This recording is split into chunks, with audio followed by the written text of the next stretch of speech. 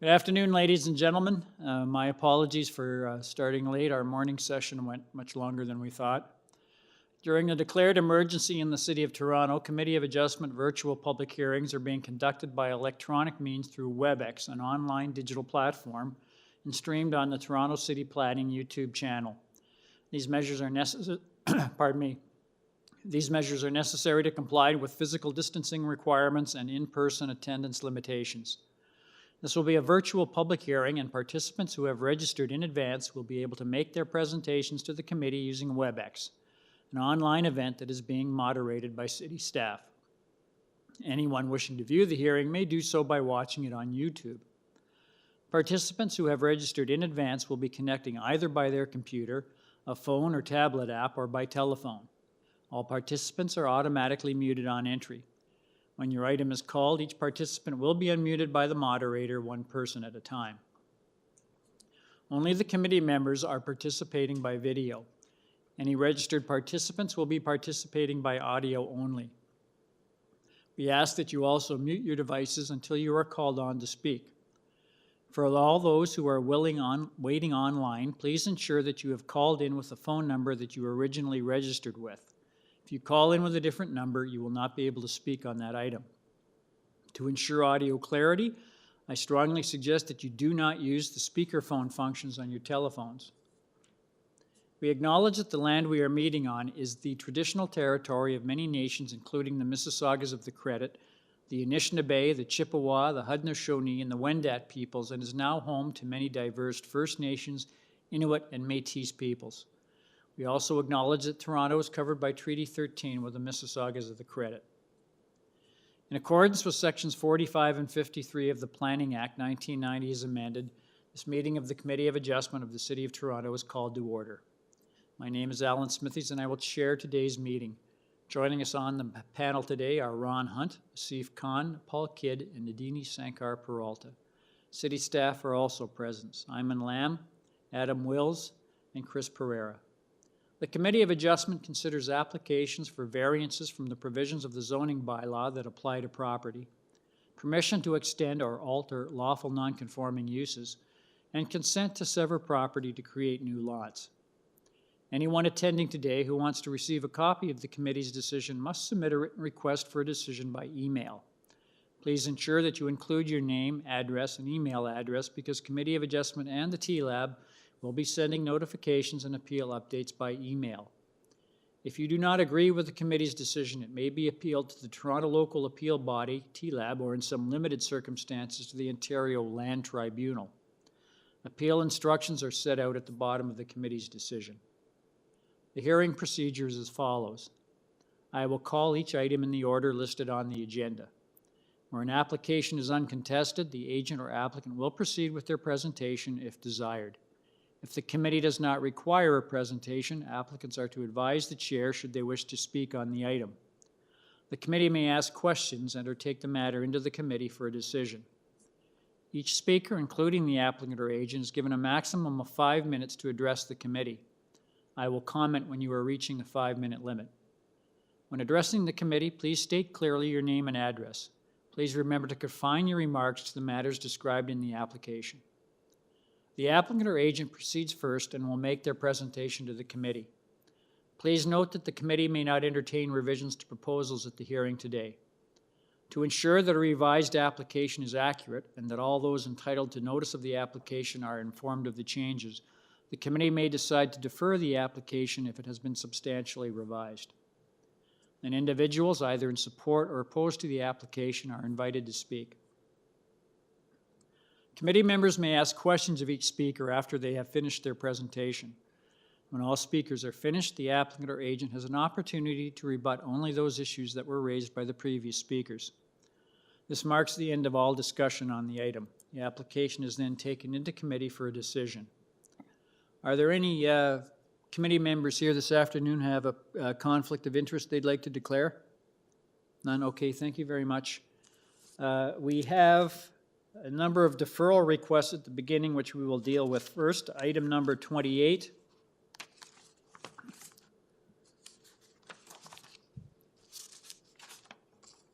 Which is 19 Broadleaf Road. I have one person registered to speak. That is Nushin Mazafari. Are you there? Mr. Chair, they are not present, but if you give me one moment, I'll double check it. I think someone else is actually looking at this file. Okay, I'll move on to the next one. Sure. Okay, we'll go to item number 29, 615 Briarhill Avenue. I have the agent Michael Flynn. Are you there, sir? One moment, Mr. Chair. Yeah, I think so. Michael Flynn, are you there? Hi, sorry, I believe you've activated the wrong Michael.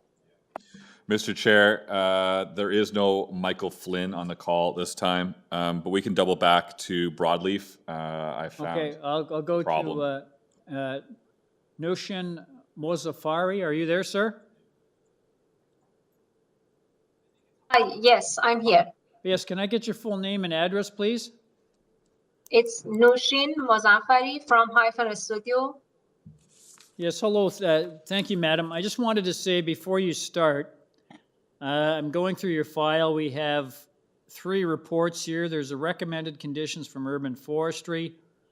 There's a transportation services report dated the 1st of March of this year. They have no objection to your driveway width.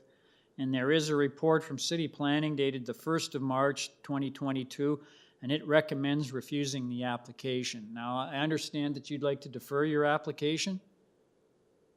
Yes, I'd like to ask the committee to defer the application. We actually have made many improvements on the application, but unfortunately the updated zoning notice was received yesterday, and it was after the time that the case was circulated to the public and to the planning department. So we would like to defer the case and have a chance to discuss our improved application with the planning and have hopefully have their support. Okay, thank you very much. I'll just ask the committee, does the committee have any questions of the speaker? There being none, could I get a motion on the deferral, please? Ms. Sankar? I'll motion to defer this application sine die, giving them a chance to discuss further with planning. Thank you very much. Someone to second that? Mr. Hunt seconds. All those in favor? That motion carries unanimously. Madam, your application's been deferred to the next available meeting so that you can revise your application and discuss with city planning. Thank you. Yes, good luck. I'll go to item number 29, 615 Briarhill Avenue. I'm here. Yes, Mr. Flynn, how are you? I'm good. How are you, sir? Not too bad, thank you. Could I get your full name and address, please? Michael Flynn, 90 Cordova Avenue, Toronto. Okay, Mr. Flynn, I understand you're asking for a deferral. Can I ask the reason? That's correct. Sir, we received a zoning notice late, which requires a variance for exterior wall height. Amongst other things, we were able to eliminate all the other variances just by revision, but we can't successfully do it for the exterior wall height. So we need to defer to have that item added to the public notice. Okay, thank you. I just have to ask, there's someone else who had an interest in this application. I'll just have to see how they feel about a deferral. I have just a moment. Does committee have any questions of the speaker? No? I'll go to the next speaker on the list. I have a Sheldon or Carol Silver. Mr. Chair, it appears to be Yes. Sheldon in this case. Oh, okay, all right, thank you. Yes. Hi, my name is, well, first of all, I'd like to thank the committee for allowing me to speak. And my name is Dr. Sheldon Silver. I live at 617 Briar Hill, which is the property adjacent to the 615 that they're trying to apply for a variance. Now, I sir, speak on, sir, do you have any? speak on behalf. Sir, the applicant is asking for a deferral. He needs to revise his application. Do you have an objection to a deferral? No, I have no objection to deferral. Okay, thank you. Does the committee have any questions of the speaker? There being none, we'll go back. Could I get a motion on the deferral, please? Mr. Kidd? Thank you, Mr. Chair. I'd like to put forward a motion to defer the application sine die to allow the applicant to revise his application to in light of the zoning review. Okay, thank you very much. Someone to second that? Ms. Sankar seconds. All those in favor? That motion carries unanimously. Mr. Flynn, your application's been deferred to the next available meeting so that you can revise your application. Thank you, Mr. Chair. Thank you. Item number 30, I have the agent, Mr. Jim Wallace. Are you there, sir? Mr. Wallace, are you there? Jim Wallace. Good afternoon, Mr. Chairman. Yes, good afternoon, Mr. Chairman. I can hear you. Thank you, sir. Before we start, can I get your full name and address, please? Yes, my name is Jim Wallace. My address is 1358 Hurontario Street, Mississauga, Ontario. Okay, thank you, sir. Just to let you know, there is a report on file with your application from City Planning dated the 1st of March. It's recommending deferral for consultation with City Planning and affected residents. Is that the reason you'd like to defer your application? That is correct, sir. We have been undertaking ongoing conversation with staff and the neighbors to amend the design, and we're waiting on an amended zoning review so that the public can be properly advised of changes to the design. Terrific. Thank you, sir. Does the committee have any questions of the speaker? There being none, could I get a motion on a deferral, please? Mr. Hunt?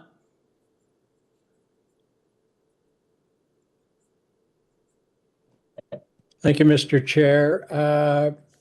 Given the request for a deferral to further discuss with planning staff and the area residents, I would move approval of a deferral. Thank you, Mr. Hunt. Someone to second that? Ms. Sankar seconds. All those in favor? That motion carries unanimously. Sir, your application's been deferred to the next available meeting so that you can meet with City Planning and affected area residents. Good luck, sir. Thank you, Mr. Chairman. Have a great day. Thank you. We're now back on our regular agenda. I am at item number 22, 9 Donwoods Drive. The agent is Franco Romano. Are you there, Mr. Romano? Mr. Chairman, Franco Romano, Action Planning, 2095 Autumn Breeze in Port Credit. Yes, thank you, sir. I have three other persons, no, 3, 4, 5, 6 other persons who'd like to speak on this application, sir. I just wanted to let you know, I've gone through your file. I'm just looking here to see that you have a report from City Planning dated the 1st of March of this year, which is recommending your application be refused. There's a letter from Councillor Robinson dated the 28th of February of this year recommending refusal. And there's also a report from Transportation Services dated the 1st of March recommending revising your site plan to either remove the stairs from the public right-of-way or enter into an encroachment agreement for the stairs located in the public right-of-way. I just wanted to ask, sir, in view of these comments, would you like to defer the application or would you like to proceed today? Sir, I'd like to proceed today, and I do have some revisions to state right from the get-go. Okay, thank you. Let's just go to your application. Just a moment here. Okay, which revisions are you proposing to make, sir? So item 1 is lot coverage. I'm going to change that to 43.9%. Okay, so it goes from 44, this is variance number 1. It goes from 44.3% to how much? 43.9. 43.9. Okay. Variance number 2 is building length. That is being removed. That's deleted. It's deleted, yes. Okay. Variance number 3, rear yard setback. That changes to 4.22 meters. So it gets increased from 3.43 meters to 4.42?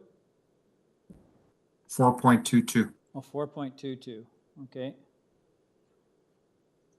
Variances 4 and 5 are side yard setbacks. Those are being removed. Okay, 4 and 5 are deleted.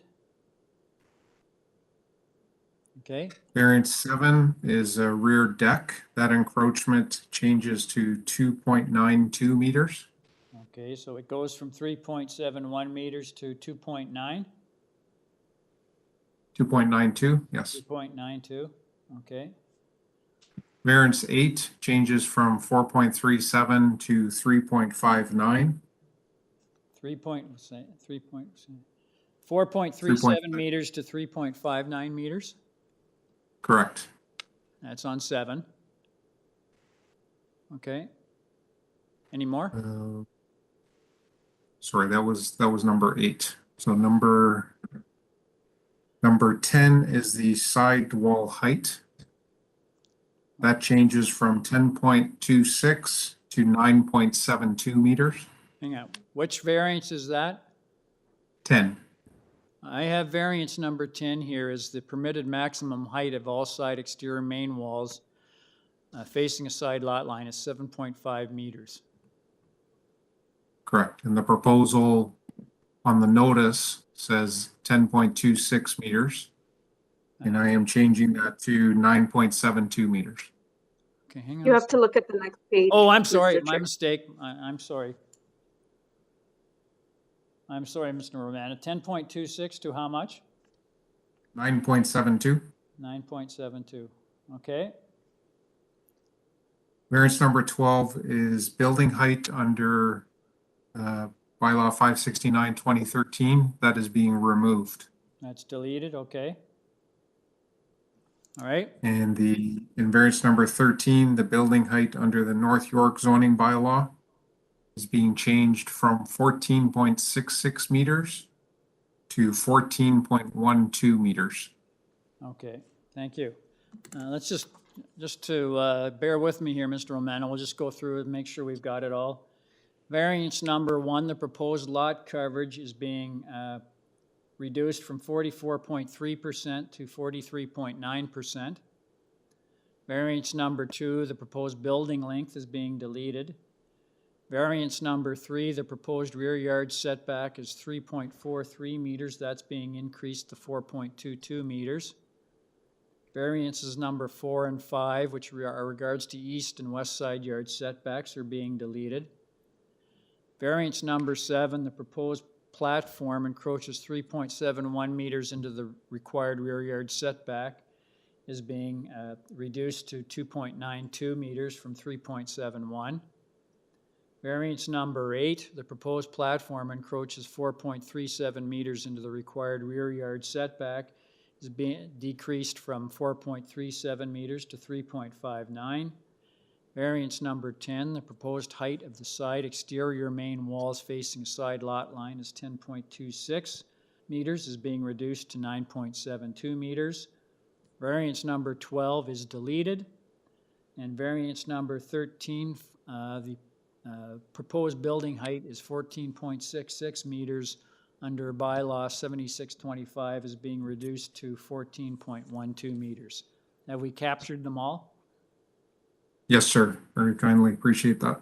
Okay, thank you. If you could give the committee a presentation on what you see as the merits of your revised application, sir. Yes, sir. While I'm giving a bit of an intro, I'd like to go through my presentation materials, slide number 1. So this property is not a conventional property within this neighborhood. It is undersized. It is not as deep as many other properties within this neighborhood. But what the proposal and what the existing site does contain as being within the prevailing characteristics is a mature treed lot. There are a number of mature trees on the property and surrounding the property, 24 of them in fact. And the proposal is being designed to retain 23 of those 20 trees. There's one tree that's to be removed. It's on private property and it is in the front yard. Slide 1 shows the neighborhood context, and you'll see that this neighborhood consists of a rolling topography, mature trees, and stately or elegant homes. Dwellings within this neighborhood consist of 2, 3, 4, and even 5-story dwellings when one looks at how they are oriented on a lot. Slide 1 shows dwellings that are 3 to 4, or some people would even say 5 stories in height. You'll see that the driveway is at grade, slightly above the street, and then there are living spaces above, 2, 3 stories. The proposal is to contribute in a similar manner with a replacement home that has a garage and 3 levels of living above. That's from the front. At the back of the property, just like many of these properties, because you'll see the sloping topography, at the back of the property, from ground level, we'll have 2 stories, 2 stories of living space. So it's a conventional 2 stories at the back, but at the front, because of the sloping topography, we have garage and 3 levels of living above. The first floor height of the proposal complies with the bylaw, and it complies with the bylaw. It is actually just below established grade. So if we go to, at slide 1, you'll see these dwellings all have, as I mentioned, the building height and our articulated facade, mansard roof, flat roof, sloped roof, all of those are found within the neighborhood. We will see a sampling of Committee of Adjustment on that same slide 1. These houses, and on the Committee of Adjustment, you'll see lot coverages up to 36%. So the proposal has a lot coverage that's a little higher than that, but I'm going to show you where that exists right next door, and a couple of properties over. Slide number 2, thank you. The next door neighbor at number 7 Don Woods, you'll see it has a garage and then at least 3 levels of living above. And then there's a gable within the roof line. That house is certainly taller. It towers over the subject dwelling on the subject site today. And that house will continue to be taller than the proposed house. And I'll show you a slide that has that shortly as well. But as we come along the street, you're going to see number 9 Don Woods in the lower right-hand corner on slide number 2. Garage, 2 levels of living above. Right next door, number 7, up above. It's got a 1.5 stories above number 9 Don Woods, the subject site. Proposal is looking to seek an additional story on top of that. And that would still be lower than number 7 Don Woods. You see the photographs on the left, 3 and 1 Don Woods, just as you're coming in from Yonge Street, 4 stories, 3 stories.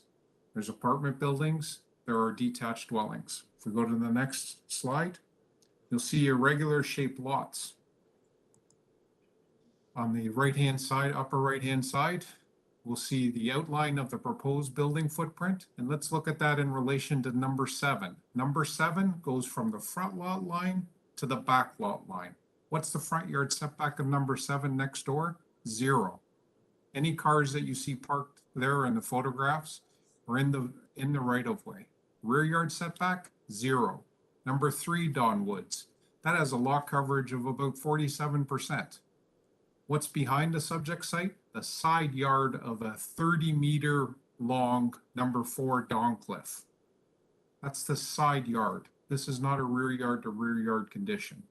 So the proposal is seeking to introduce a footprint that number 11 next door supports, even though number 11 is a smaller footprint and a lower building height. Number 9 fits in Mr. compatibly. Romano, can you summarize, Next please? slide. Yes, thank you. So what we'll see here is that the proposal is seeking a larger building than currently exists but it's really looking for a second story when you're looking at it conventionally, one that fits in reasonably and compatibly with the surrounding context and is in no way, shape, or form an overdevelopment of the site. So Thank you, subject sir. to any questions, sir. Thank you. Thank you. Does the committee have any questions of the speaker?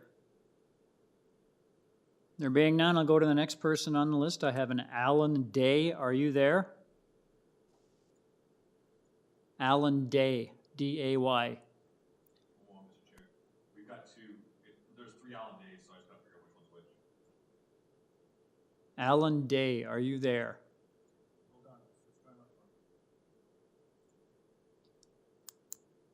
Alan, go ahead. Hello, Yes, can you hello. hear me? Yes, I can hear you. Can I get your full name and address, please? Alan Day. My address is number 1 Dawncliffe Place, Toronto. Okay, thank you, sir. If you'd like to give us your thoughts on this application? My thoughts are to deny the application. There are two concepts behind my recommendation. Number 1, as a neighbor, a direct neighbor appertaining to the subject property, and the other as a neighbor within the Valley neighborhood where the proposed building is to be built. As a directly affected neighbor, the height and size and scope of the building with its proposed setback relief would tower over what we generally have and use as the front entrance for our house. This is as a result of the unique development area for historical reasons that presents our front yard to the subject property's backyard. Apart from it towering over our house, the large iceberg foundation and lower level living accommodation that's in fact larger than the exterior walls of the building are going to serve to change the soil porosity, the flow of water, the absorption of water that's necessary as it flows from the various surrounding properties down the slope into the valley. Sir, don't focus on drainage issues. The committee does not deal with drainage issues. Drainage is dealt with at the building permit stage, and the applicant has to submit a plan that shows definitively that his stormwater is being managed on his own property. So it's not, you can mention it, but it doesn't enter into our decision-making. So I would suggest you skip it and move on to your other topics. Okay, so moving along, the increased size is going to reduce the amount of area available for landscape and foliage to protect it from my direct view, as well as to keep it into the view of the neighboring properties. We saw earlier some different buildings that were shown as comparisons, and I'd point out that there was significantly more foliage permitted to be planted around those than the residual lot area that would be available for landscaping with the subject building being built. From a broader sense within the community, continuing and building what's billed as a proposed two-story two-story dwelling, although the building calls for a garage level, there's full living space besides the garage at that lower level to access the property. So in fact, you're looking at 4 levels of living in the building. This would tower over surrounding houses and it's only accentuated by the lot size that exists. So in summary, I don't think that it fits with the neighborhood. I don't think it fits within the official plan of building within the neighborhood conditions and maintaining the integrity of that, and would, I think, significantly alter the neighborhood from what's contemplated by the official plan that's existing. And those would be my remarks.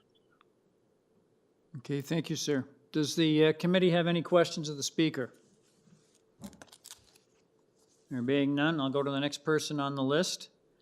I have Terry Mills. Are you there? Yes, I'm here. Can you hear me all right? Yes, I can hear you. Can I get your full name and address, please? Oh, good. Yeah, my name is Terry Mills, and I live at 101 Roehampton Avenue.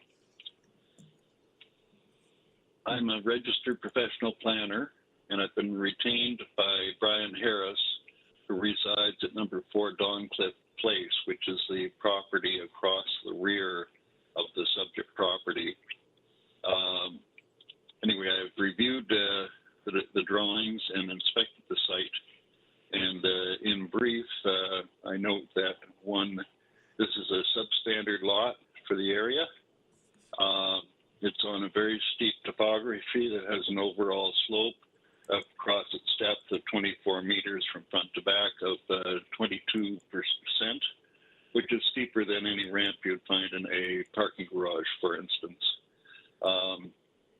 The building that is proposed does not respect and reinforce the character of Don Woods Drive, and it as well has a rear yard setback requirement of 7.5 meters, which is of note because that's the shallowest rear yard setback that's in the zoning bylaw. Planning assumes that that's an absolute minimum. And on the other hand, it is proposed that this building would be pushed back past that 7.5 meter setback point. If you could, I'd like to go to the visuals that I put in with my letter. If you could get those up, Mr. Wills, that would be terrific. And it's probably the best thing to speak to. At the same time, my client's property at 4 Dawncliffe is a very lovely place, and it's right at the brow of the hill at the top. And it actually, in a sense, has 2 outdoor living areas. One of them would be the traditional backyard to the east, and the other one is the front yard, which catches the afternoon sun, and they use that as a seating area. And this house is going to end up being very close to it. That's not my illustration or my visuals. My letter was under the letterhead of Eris. You can find that. Anyway, I'll just talk while I'm at it. The first page I'm going to show you shows the size of the building in various regards. That's not my letter, by the way. That's somebody else's, Mr. Harris, I believe. So, the coverage on the site is quite extraordinary, and I appreciate that they've reduced it slightly, but it's still, 43.9% in an area which permits 0.3, which means that it's roughly around 45% larger than what the bylaw intends for that. And as such, in my opinion, it's quite overbuilt. Yeah, these are my plans. If you could just rotate it clockwise once, that would be terrific. Thank you. What I'm showing in the upper left is the existing building in the light blue that's on the site that's to be demolished. The horizontal line is that 7.5 meter setback line from the property line, and my client's house is to the bottom. On the right-hand side, I'm showing the basement foundation print to show how large that was, and I do appreciate that Mr. Romano's revision is reducing that length and getting rid of the building length variance. but it comes very close to the property line, and as I'll show you later, it's very deep. The bottom left picture or diagram is showing really the first floor footprint, and then the bottom right shows that the second floor plan actually cantilevers out again and comes very close to my client's property. My client's property, that's not just a front driveway, that area is detailed to be used as an outdoor living area. Can we go to the next page, please? Okay. So the top two photographs on the left show that from my client's property, there are principal rooms that look to the north, and the setback of the building is, not the minimum. So you have principal rooms that are looking that way. As we continue down the left-hand side, we see the number of trees that are on my client's property right at the property line. And they are very tall trees, mature trees. Sir, can you summarize, please? Oh, my goodness. Okay, let's just snap through to the next page if we could, just quickly. Sir, can you summarize? Yeah. Okay, basically, in my opinion, this building should be refused as it is proposed, even with the revisions. It requires engineering for the depth of excavation as well. Thank you very much. Okay, thank you. Does the committee have any questions of the speaker? There being none, we'll go back to Mr. Romano. Mr. Romano, are you there? Mr. Chair, if I'm not mistaken, there's still three other, or maybe there's four other area It was a residents. Brian Harris, but Terry Mills was representing him. Yeah, and then the next page over, no? Is there another one? Oh, I'm sorry. Yes, I'm sorry. Ed Andrew. Ed Andrew, are you there? Go ahead, Ed. Hello? Mr. Andrew? Ed, please don't mute or unmute yourself. Leave that up to staff. Go ahead, Ed. Okay, can you hear me? Yes, we can hear you. Can I get your full name and address, please? Edward Andrew, 7 Donwoods Drive, Toronto. Okay, if you'd like to give us your thoughts on this application. Okay, thanks very much for allowing me to speak. I'm appearing today to oppose the application you have in front of you. As the owner of 7 Donwoods Drive, which is a heritage house at 100 years old, where it was built in 1924. So it's been constrained by future developments that have happened around it. But as the owner, there's 13 variances that have been requested. And although there's been minor, and I stress minor variations just presented to you, the aggregate of the variances are not minor in nature by any means. And the proposal is an overdevelopment of an undersized lot and thus not appropriate for the subject lot. The proposed structure does not meet the general intent, nor does it maintain the purpose of the city bylaws. And the proposed structure does not maintain the intent and purpose of the city's official plan, as seen throughout the whole neighborhood. So as such, the proposed development does not satisfy any of the 4 tests of Section 45 of the Planning Act, and therefore the application should be denied. This is the same conclusion arrived at by the city staff report dated March 1st and should be upheld. Furthermore, the proposed development is an iceberg component of construction. The city council has voted unanimously to have a comprehensive review of the affected iceberg construction on neighboring structures and the environment and forestry. The current bylaws do not deal with issues and subsequent effects of this construction, and until a review is completed, the recommendation is made as to how to handle these construction issues within the bylaws. No such construction should be allowed to receive permits. As for the effect on our key lot relationship, allowing the height variances on the side and rear lot setbacks, the lot coverage variances as well, the effectively allows for the construction of a mammoth western profile, which would create a wall along the west that will block off our entire rear yard, with the exception of approximately 1.5 meters from the back corner. This will have massive adverse effects on our small rear yard, which has a pool, and will be subject to invasion of our privacy. The rear yard setback must be maintained at 7.5 meters to provide any semblance of privacy at all for us. And the lot, as admitted by all, is undersized. And instead of trying to force a mammoth monolith onto this lot, it could be designed to meet the current bylaws and not try to force hardship on the neighbors and the neighborhood in general. Further, the lot coverage calculation should take into account the fact that the sub-basement portion on the north side of the building, if you show the level of the sub-basement, please, which is I believe the second plan, not the basement plan, the first level. Okay, that whole area across the front of the building, no, you were at the right place. You can go back to the last one. No. Well, that one will do. The area in the front, yes, the area in the front of the building, which shows as shaded, is going to be a patio on top of the sub-basement. So in actual fact, that is coverage of the lot. And if you include that in the calculation of the coverage, the lot coverage goes up to 50%. So I think that's outrageous when you should be held to 30%. So for all of the above reasons, we respectfully request that this application be refused.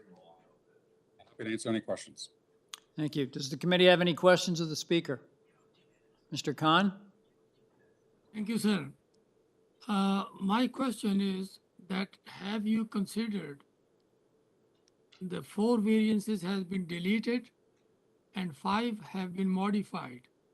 Are you making those considerations under review? Or yes.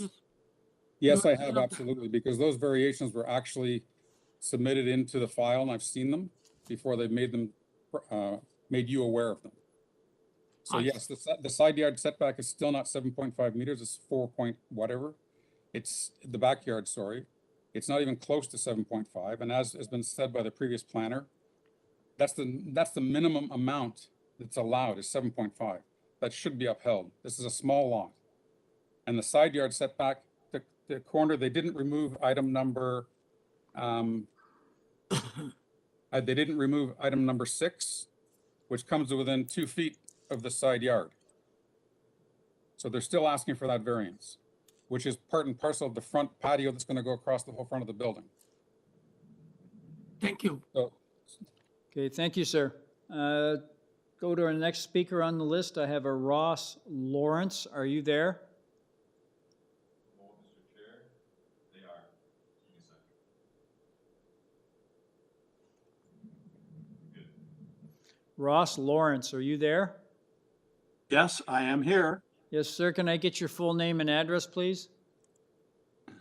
I'm Ross Lawrence, and I live at number 3 Donwoods, which puts me 2 doors away from the subject property. Okay, sir, if you'd like to give us your thoughts on this application, but I stress, sir, please don't repeat material we've already heard. Well, it's difficult not to repeat, although I'll start by saying that the photographs that the proponent presented were very carefully selected. They do not reflect this section of Donwoods Drive at all. But my first point is to reiterate that this is an iceberg house. An iceberg house is a single-family detached dwelling with multi-story basements that extend significantly beyond the surface footprint of the building. The City Council has passed a motion to direct the chief planner to address the impacts of such iceberg houses, and that study has not yet been completed. And it seems to me that until it is complete, there should be no consideration given to iceberg house proposals, let alone approvals. At that same meeting of City Council, there was another motion to ask the forestry people to look into their side of things, and equally that has not been done. And there's going to be significant changes to the population of 24 houses on the subject property. There's been no soil testing done, and yet the building of this house is going to require a huge excavation, which will be all of at least 25 feet high at the south end of the lot, 25 feet of vertical wall in a very unstable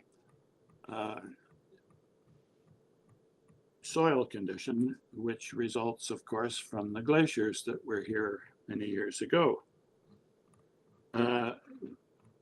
Equally, the groundwater has not been studied. Turning to some of the variances, and I would remark that there are 13 so-called minor variances. A few of them have been eliminated at the start of the meeting. A few of them have had minor tweaks, but certainly the overall situation is that a proposal that requires that many adjustments is no longer a minor variance situation. It is a major variance, and there's no getting around it. The lot coverage, for instance, has been changed to 43.9 instead of 30%, which it's supposed to be. But if you take into account the iceberg house and the area of the sub basement, which is 307 odd square meters, as opposed to 547 square meters of the lot, that comes to 56% of the lot area, as opposed to 30% in the bylaw. The rear yard setback is equally egregious, I think. It's only, the proponent is offering something like 45% of the setback that is supposed to be there, and will certainly impact directly on the neighboring house at 4 Dawncliffe Place.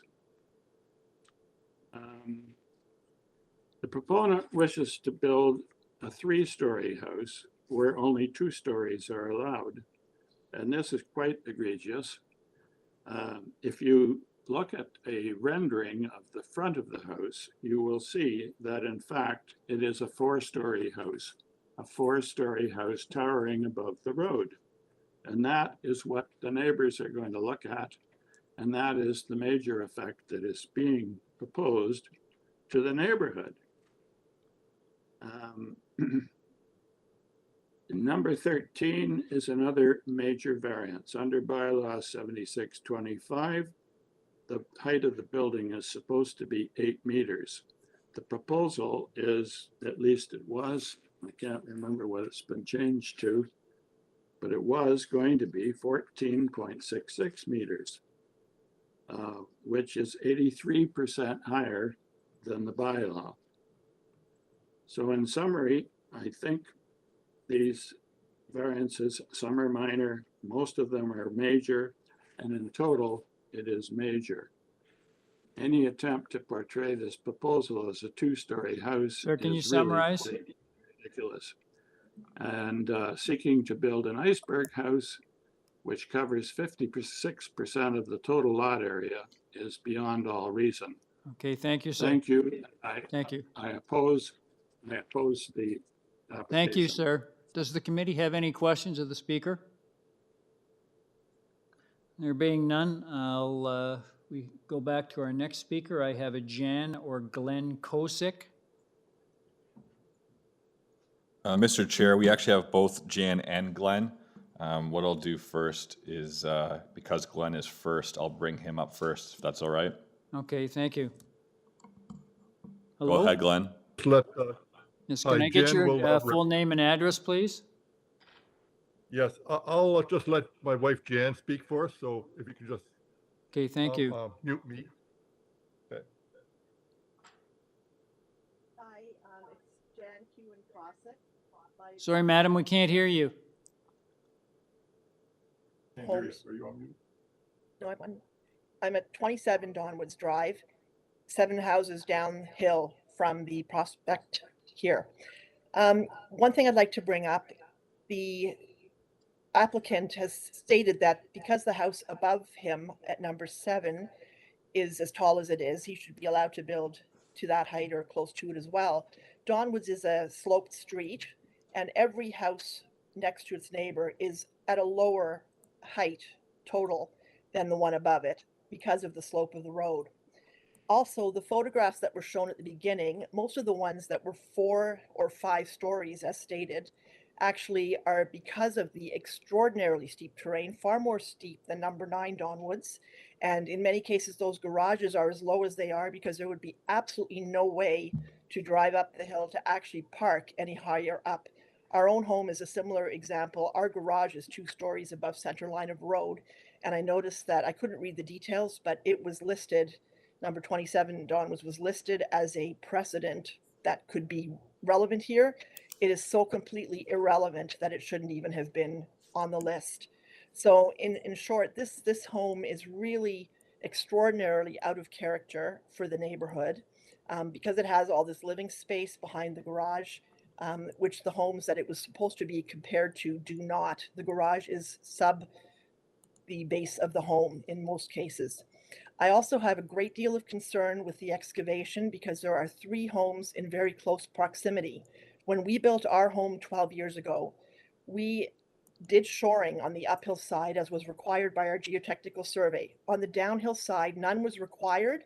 We only had a 9-foot basement excavation and we hit a level of beach sand that basically the whole side started to cave in.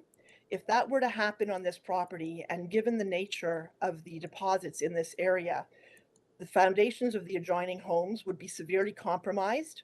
And unless drilling is done to below the pool bottom depth so that you actually can ascertain what lies beneath this home, this depth of excavation is very, very dangerous. And I think on that basis alone, this application should be denied. Okay, thank you, madam.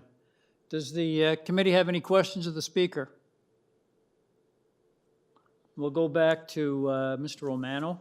Mr. Chair, before we do that, I'd like to bring to your attention that the area resident that hired Terry Mills would also actually like to speak. Okay. But I'll leave that up to you to make that call. Okay, So Brian Harris hired Terry Mills to speak, but Brian Harris has made mention that he'd like to also speak. Okay, I'll go back to Mr. Harris then. Mr. Harris, are you there? Mr. Harris, are you there? Go ahead, Brian. Yeah. Yes, can you hear me? Yes, I can hear you. Can I get your full name and address, please? Yes, hi. My name is Brian Harris. I am the owner of 4 Dawncliffe Place, and I've lived here with my family for 29 years. We moved in May of... Sir, before you start, can you please not repeat material we've already heard? I'm going to try my best not to. We moved in May of 1993. Our property is immediately to the south of 9 Donwoods Drive, and we are approximately 1 to 1.5 meters above them in terms of elevation. Our first major concern with this proposal would be simply too big a house on too small a lot. I'll try and get through this quick because it is repeating. The minimum building lot in this part of Toronto is 690 square meters. 9 Donwoods Drive is only 547 square meters. This area of Toronto is zoned for a maximum 30% lot coverage. This application is seeking to increase the lot coverage to 43.9%. So what you end up here is with a house with a footprint that is almost 45% larger than what is allowed on what is an undersized lot. Our second major concern with this application is with respect to the setbacks. The City of Toronto requires your house to be set back a minimum of 7.5 meters from your rear property line. This proposal is calling for a rear setback of only 4.22 meters. This is simply way too close and would result in an extreme loss of privacy to our property. Their house would be right on top of us.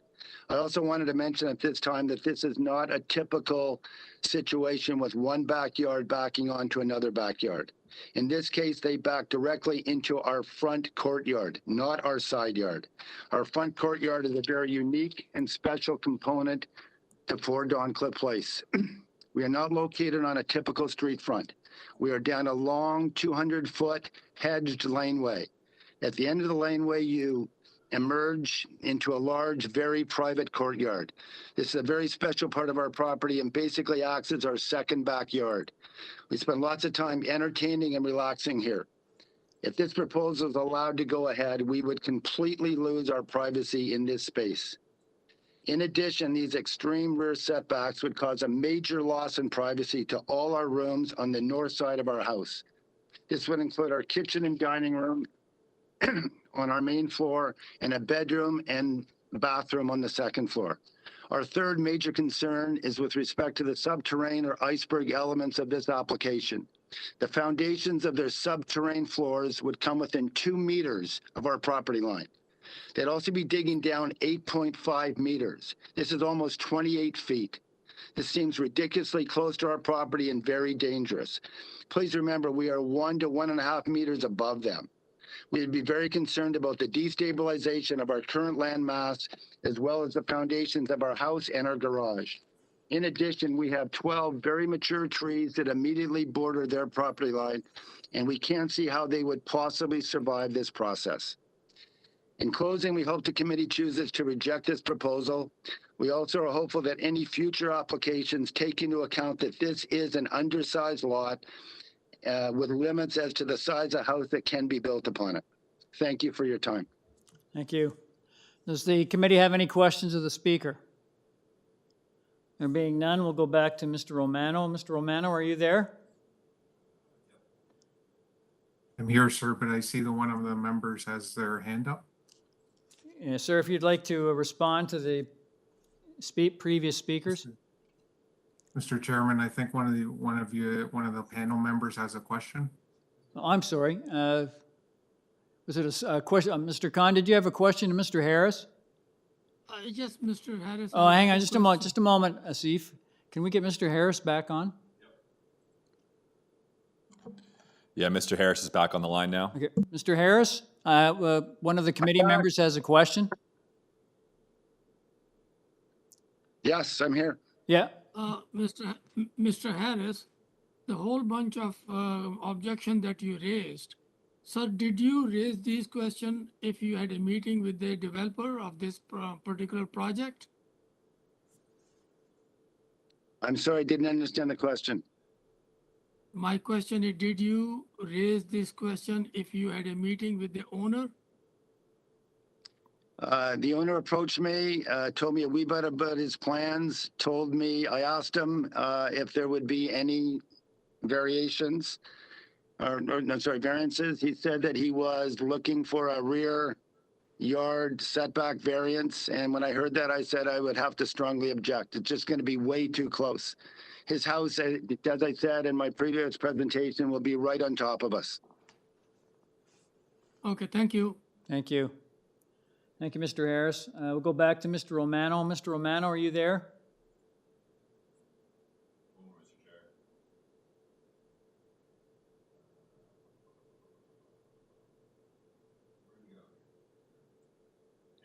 Yep. Mr. Romano, are you there? Yes, sir. I'm here. Thank you. Yes, if you'd like to respond to the previous speakers. Yes, sir.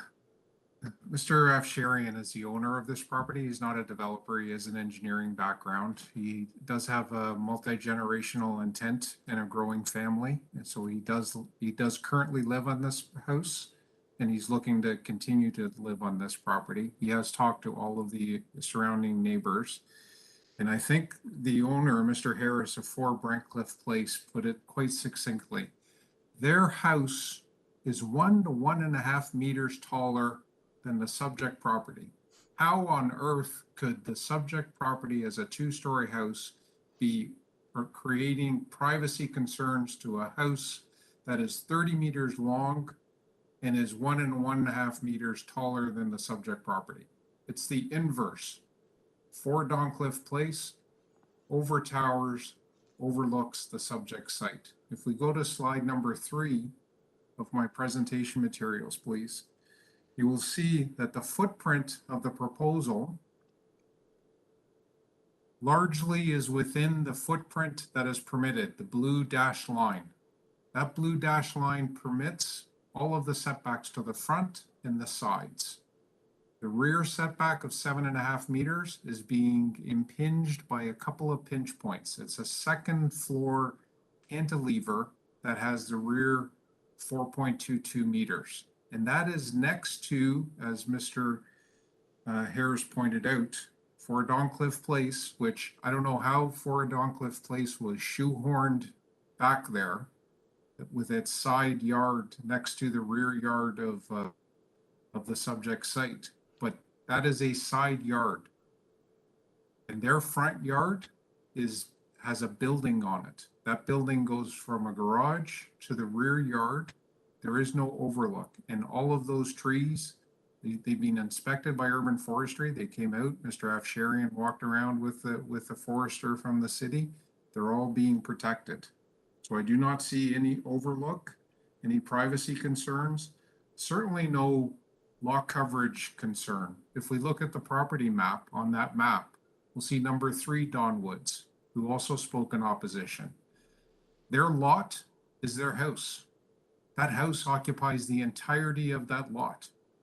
The proposal has a lot coverage smaller than number 3. It has a lot coverage smaller than number 7. Number 7, as we've heard, has been there since 1924.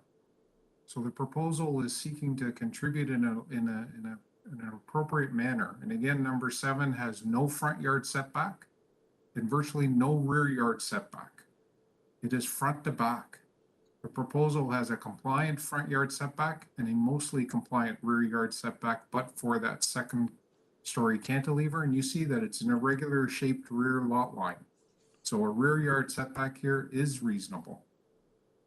In terms of number 27 Don Woods, the two people that spoke, or the one person that spoke on behalf of the 2 people, that property is 7 properties northwest of the subject site. How on earth can that not be relevant? 27 Don Woods has a north side yard setback of 1.44 meters, a building length of 30 meters.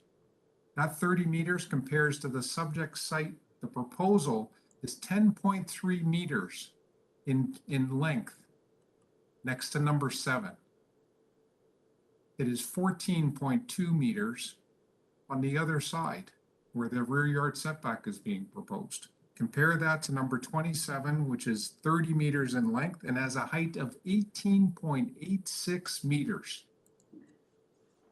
The first floor height and a 4-story variance. So the proposal responds to the topography of the site, protects 23 of 24 trees. The one tree that's being affected is in the front yard, as I mentioned before. So there is no impact. And if we look at the photograph, that's slide number 2. Slide number 2 in the lower Mr. right. Romano, can you summarize, please? Yes, sir. Slide number 2 in the lower right. That front platform that's being proposed overlaps the existing front platform. That brown left to right on top of the car, the 9 Don Woods, that's exactly what's being proposed. So there is no new construction closer to number 7 Don Woods. Okay, thank So you, Mr. subject to- Romano. Thank you. That the revised application respects and reinforces and creates no unacceptable adverse impact. Okay, thank you, sir. Does the committee have any questions of the speaker? There being none, could I get a motion on this revised application, please? I won't go through all the changes that have been made because we've gone through them in detail. If I could get a motion on the revised application, please?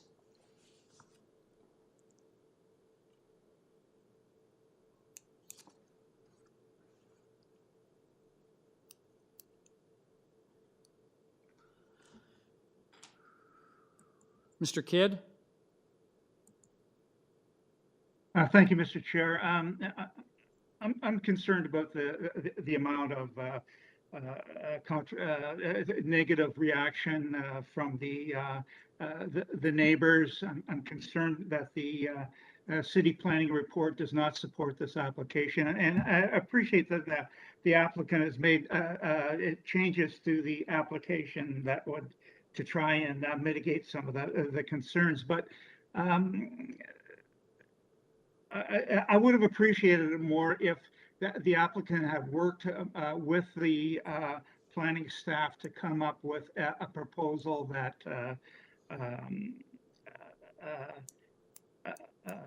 worked with that the planning staff were able to support. That would have been quite helpful to us. I'm still concerned that some of these variances do not look minor to me. The coverage and the proposed 3-story variance. I'm going to put forward a motion to deny the application. Okay, thank you, Mr. Kidd. I have a motion to refuse, seconded by Ms. Sankar. Someone to, all those in favor? That motion carries unanimously. Sir, your application has been unanimously refused. Thank you for your time. Thank you. Item number 23, 488 Sudan Avenue. I have the agent, Hamed Hassan Isadi. Are you there? Mr. Chair, as a note, there was a last-minute registrant for this file that wants to speak about it. Okay. Are they? In the moment, I am looking for the agent here. Do we have a Maria Ebrahimi? No, Mr. Chair, I have Hamid on the line. Okay. Hello, sir. Hello, Yes, Mr. Chair. Can I get your full name and address, please? My name is Hamed Hassan Isadi, and my address is 488 Sudan Avenue, and I'm the owner of the subject property. Okay, thank you, sir. Before we start, we have, I'm just going through your report. There was a report here from Transportation Services dated the 1st of March. And they indicated that they had no objection provided the applicant modifies the parking pad on the site plan to provide minimum dimensions of 2.6 meters width and 5.2 meter length, and that no encroachment into the right-of-way easement is permitted. What I can do, sir, just a moment. Mr. Wills, we have a deputant, correct? Correct. I also want to ask you, maybe we should confirm with Hamed that he wants to speak to this file, or if he wants the designer to speak to this file. Sir, are you going to be presenting this file?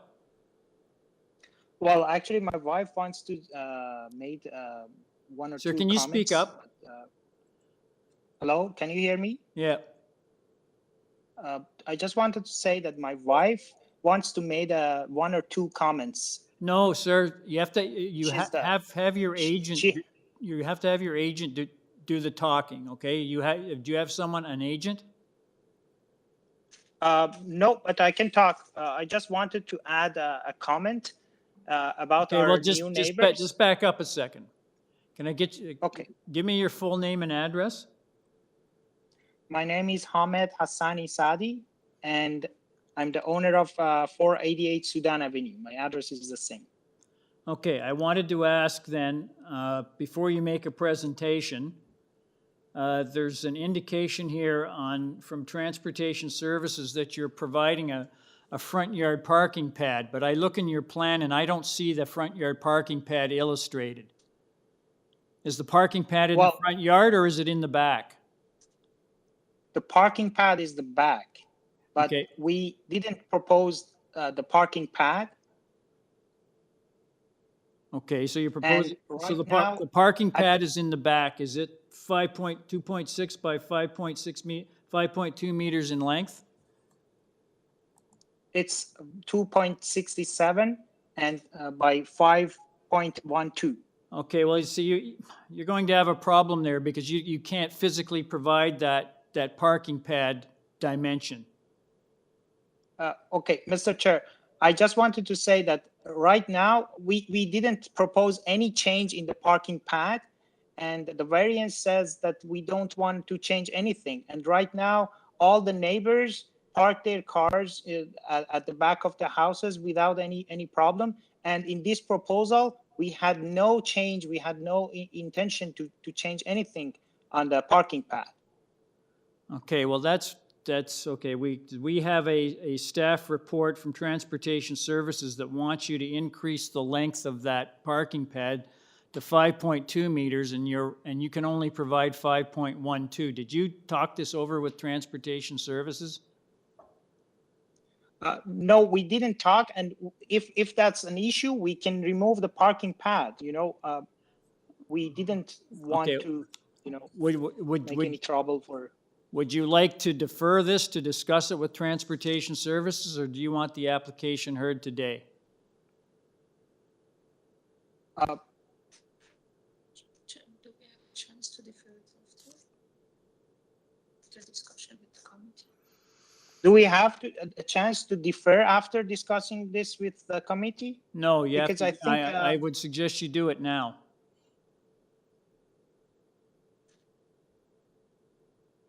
and how long does it take? Because we have been waiting for 2 months to. I don't know. I'd for have this to ask committee. Mr. Lamb what an estimate would be. There's no way to know if the applicant needs to address something with city staff, it's out of our hands. It's, the applicant comes back after deferral when the applicant has fulfilled the reason why the application was deferred in the first place. It's out of our hands at this point.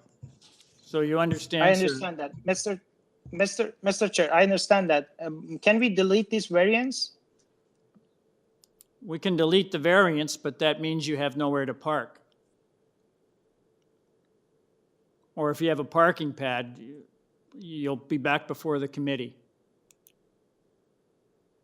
Well, because it's kind of, all the neighbors, 490, 492, 494, they all park there without, having a parking pad. And we don't want a parking pad at the back. That's why we thought that. It's your call, sir. If you want to proceed today, we can proceed today. It's just that if okay. it's just that if committee imposes that condition from Transportation Services, I can't see how you could comply with it. All right, so we ask you to defer the application. Okay, then, thank you. That way you're not losing any money. Does the applicant's requesting a deferral? Can I get does the committee have any questions of the speaker? Can I get a motion on the deferral, please? Ms. Sankar? Yes, I think that was a really good decision. So I'll put forward a motion to approve the deferral of this application to give the applicant a chance to discuss with transportation and reshape this application sine die. Thank you, Ms. Sankar. Someone to second that? Mr. Kidd seconds. All those in favor? That motion carries. Sir, your application's been deferred to the next available meeting so that you can meet with Transportation Services to discuss the issue with the parking stall. Good luck, sir. Thank you, sir. Thank you. Now on item number 24, 2014 Langburn Place.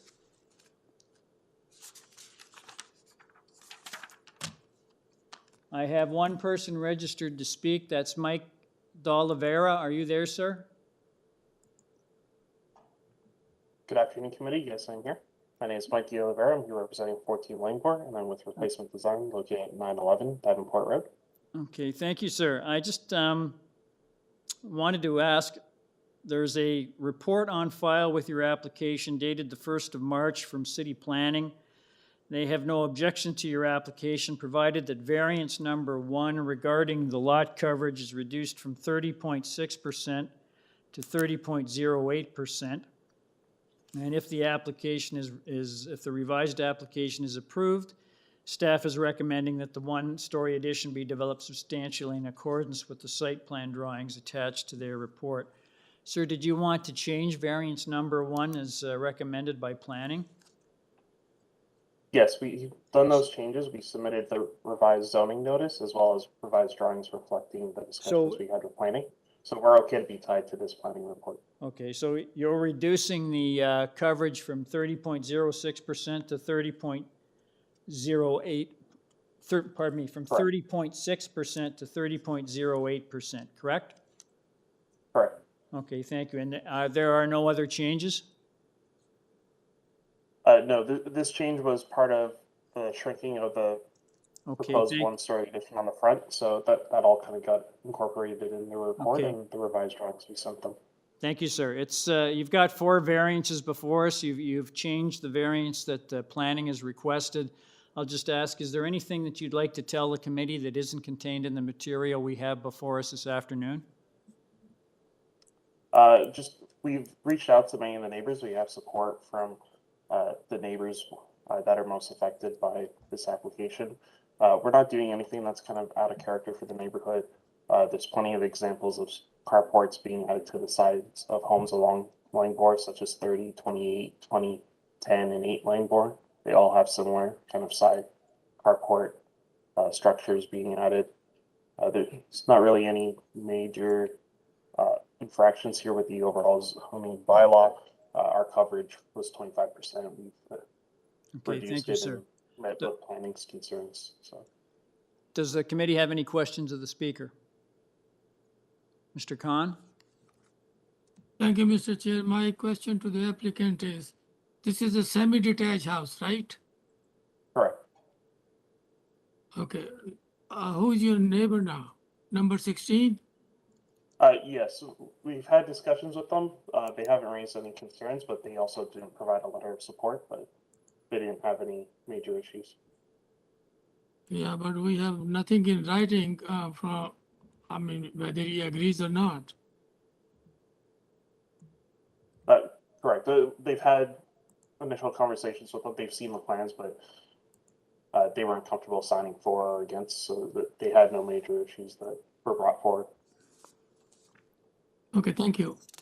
Okay, thank you, sir. I think there was something in writing from the neighbor at number 12 that they were in favor of this. Is that correct, sir? Correct.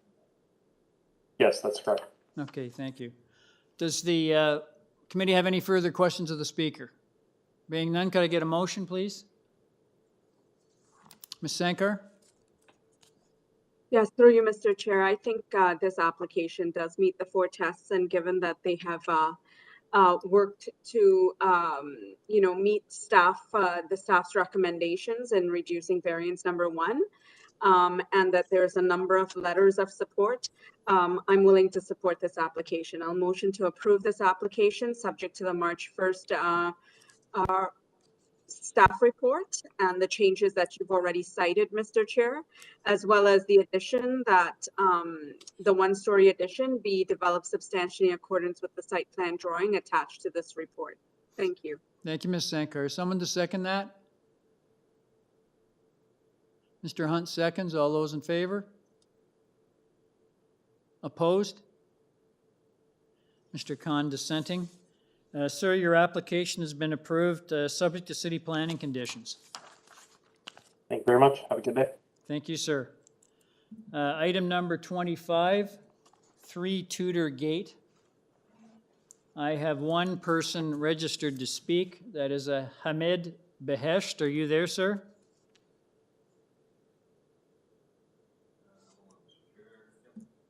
Mr. Behesht, are you there? And committee staff. My name is Hamid Behesht from Homeland. I'm the designer of the house from 49 Wycliffe Crescent in Toronto. Thank you, sir. I just had, going through your file, I note there's a report from Transportation Services dated the 1st of March of this year indicating that they have no objections to the proposed driveway width, provided that there's a notation added to the site plan stating that all portions of the existing site access driveways that are no longer required must be closed and restored with soft landscaping and full concrete curbs to their satisfaction, and revise the site plan to restore the existing hard landscaping and curb cuts in compliance with that condition. Have you had an opportunity to review that report, sir? Yes, and we're in total agreement with this condition. Okay, thank you, sir. It's pretty clear what you're asking for in the 3 variances that we have before us. Just wanted to ask, sir, is there anything that you'd like to tell the committee that isn't contained in the material we have before us this afternoon? No, thank you, Mr. Chair, for asking. Okay, thank you. Does the committee have any questions of the speaker? There being none, could I get a motion, please? Mr. Khan?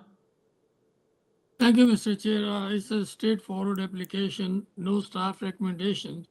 Minor variance, I'll move it for approval. Okay, thank you, Mr. Khan. Can I have someone to second Mr. Khan's motion? Ms. Sankar seconds. All those in favor? Are you in favor, Mr. Hunt? Mr. Hunt? Oh, thank you, Mr. Kidd. Mr. Hunt? Are you in favor of the motion? Well, we have quorum anyway. We have Mr. Khan, Mr. Kidd, and Ms. Sankar in favor, so that motion carries. Sir, your application's been approved, subject to transportation services conditions. Thank you very much, Mr. Chair, committee members, and committee staff. Good Thank night. you. On to item number 26, 304 Connaught Avenue. I have two persons registered to speak. The agent is Sean Tousi, T-O-U-S-S-I. Are you there, sir? Of the committee, Sean Tousi, I'm principal architect at Mimar Architects Inc., representing the owner. The address is my address is 2323 Youngest Street, Unit 503, Toronto, M9P2C5. Thank you very much, sir. I just wanted to let you know there's a report on file with your application from City Planning dated the 1st of March of this year. They have no objections to your application, provided the proposal is developed substantially in accordance with the east elevation, west elevation, and site plan drawings submitted to the committee and shown as attachments 1, 2, and 3 to their report. Did you have an opportunity to see that report, sir? Yes, sir, Mr. Chair, and we completely agree with the planning should you decide to approve the application. Okay, thank you, sir.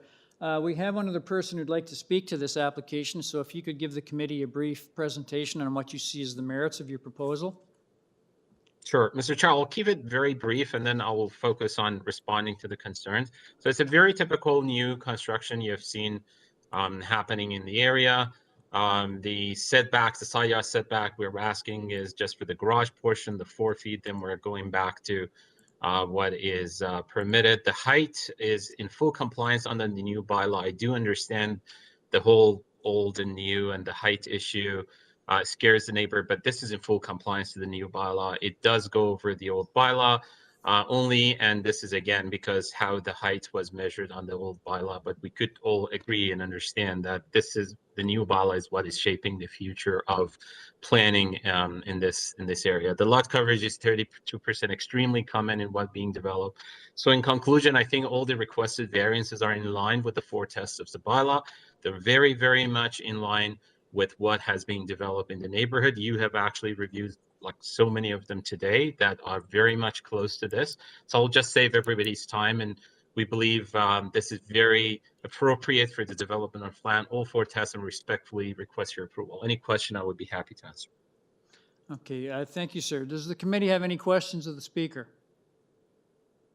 There being none, I'll go back to next person on the list. I have a Jedediah Liu or Casey Wong. Are you there? Mr. Chair, in this case, it will be Casey. Okay. Ms. Wong, are you there? It's Casey Wong. Oh, Casey Wong. Thank you. All right, can I get your full name and address, please? Sure, it's Casey, K-A-S-E-Y. Last name is Wong, W-O-N-G. My full address is 311 Patricia Avenue. I'm just behind the proposed house. Okay, if you'd like to give us your thoughts on this application. I guess I don't know what the old and the new height requirements are. That's what I'm concerned about.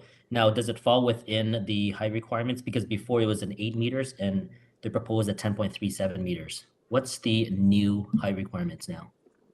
I'm not fully understanding what the height requirements are. Okay, well, we'll ask the agent when he comes back.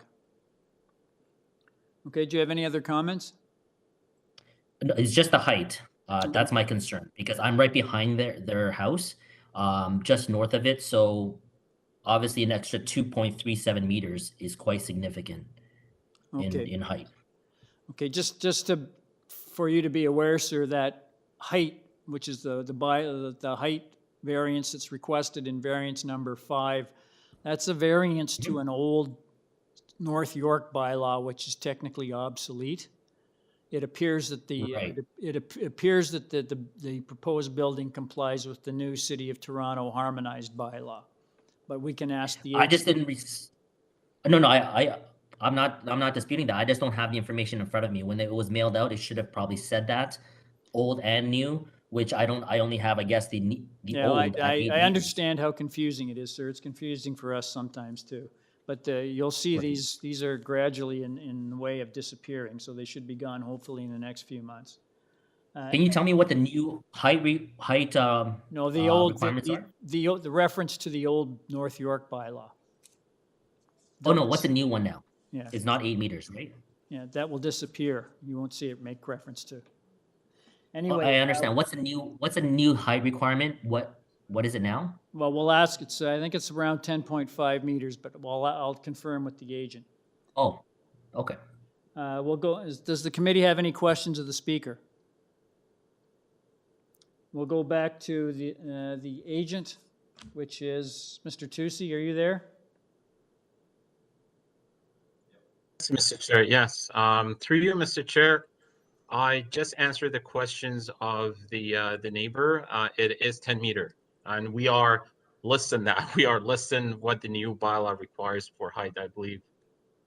Yes, but No, we're exactly 10. Apology. We're exactly 10. So we're in full compliance under the new bylaw. And in case they're wondering why the other one is more than 10, is just because the way it was measuring under the old bylaw, the measurement is from the center line of the street. So if the center line of the street is higher or lower in different streets, that would sometimes cause this number to be different as well. But if it helps, we're not more than what the bylaw permits us. So we're in full compliance. And again, that's really a technical number that is happening on the old bylaw. This is a very good sketch. It shows the 10-meter height. okay, thank you very much, sir. Does the committee have any questions of the speaker? There being none, could I get a motion on this application, please? Mr. Khan? Thank you, Mr. Chair.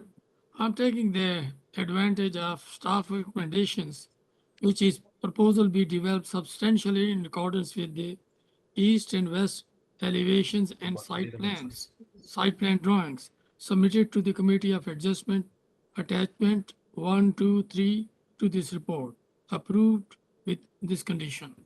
Thank you, Mr. Khan. Someone to second that motion? Mr. Hunt seconds. All those in favor? The motion carries unanimously. Sir, your application's been unanimously approved, subject to city planning conditions. We're now on item number 27, 495 Glengarry Avenue. I have one person registered to speak, and that is Ben Baghdadi. Are you there, sir? Good afternoon, Mr. Chair. Good afternoon, committee. This is Bamdad Baghdadi from BBA Design Studio, Inc. I'm the applicant and the architect for this application before you today. Okay, thank you, sir. I just wanted to ask, I've gone through your file. There's a couple of reports filed there. There's one from Urban Forestry, a recommended condition. There's also a report from Transportation Services dated the 1st of March of this year, and they're recommending refusing your proposed driveway location. And I wanted to ask, sir, in view of that comment from Transportation Services, would you like to defer the application to discuss this issue with Transportation Services, or would you like to proceed today? Thank you, Mr. Chair. I had a discussion with them, and they sent a revised report to the committee just yesterday, and they're supporting this variance, and they have no objection. I would like to add them if they have that report too. Can you back up a second? Can you, we don't have, the only thing we have from Transportation Services is a letter of March 1st recommending that the driveway location be refused. We don't have anything other than that. They have uploaded the new revised application into the committee application center just yesterday. Mr. Chair, Mr. Chair, what we'll do is we'll go look for it right this exact second, and well, that should be it right here. Do you want me to hold? No, Mr. Chair, I think we have it up here on the screen now. Can you scroll up? We'll scroll up here to make sure we see the date of the letter there, March 7th, for committee members' note, and then we can scroll down to the conclusion there. You'll note the conclusion. Yes, the conclusions reads, based on the foregoing, Transportation Services has no objection to the minor variance number 5. It should be noted. Okay, well, it should be noted committee members will almost certainly not have this file on them because it was submitted yesterday. Okay. So it will be on the Application Information Center if committee members need to download it right now, but otherwise it's up on the screen for your review. Okay, so committee members, there's, what was the date of that one, Mr. Wills? March 7th, Okay, 2022. we have a report from March 7 indicating they don't have an objection to, are you changing the driveway location, sir, or is it, it says the proposed driveway from Glengarry Avenue. So they're, it sounds like they're okay with it. Is that correct? Yes, that is correct, Mr. Chair. Okay, thank you. As long as we've clarified that. I didn't want to see you get held up in order to meet with them again. Okay, so if you could, if that's the only issue, we have no one else registered to speak. Your application itself is pretty straightforward, so I'll just ask, is there anything you'd like to tell the committee that isn't contained in the material that we have before us this afternoon? No, we prepared a 12-page report, and also the planning department has no objection to our application. We consult with them back in December before we make any application to committee to get their approval, and they have no issues with this application. I also sent all these compatible and approvals from the similar properties in this neighborhood, in this intersection to the committee. What we're proposing is sync and sits well with this street and this neighborhood. And our neighbor at 493 sent the objection letter to the committee, I believe, which on my last page of my report, I addressed their comments. We will address the lot grading and the excavation during a permit process. And we don't have any window directly in front of their window for the overlooking that they're having concerns with. Okay, thank you, sir. Does the committee have any questions of the speaker? There being none, could I get a motion on this application, please? Mr. Hunt?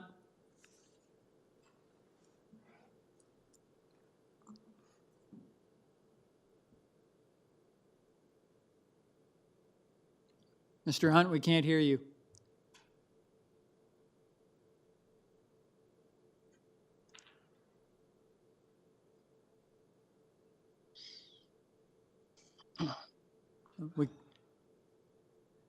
Mr. Hunt, we can't hear you. Mr. Chair, Ron's muted this exact moment.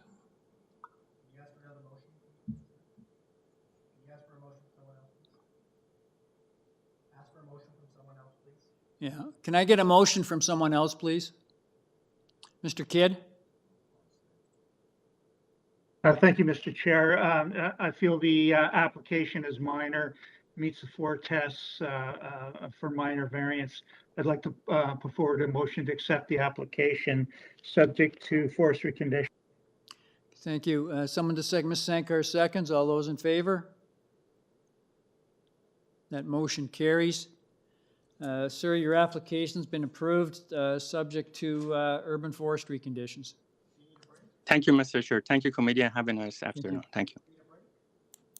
Yeah, we'll take a break for 5 minutes.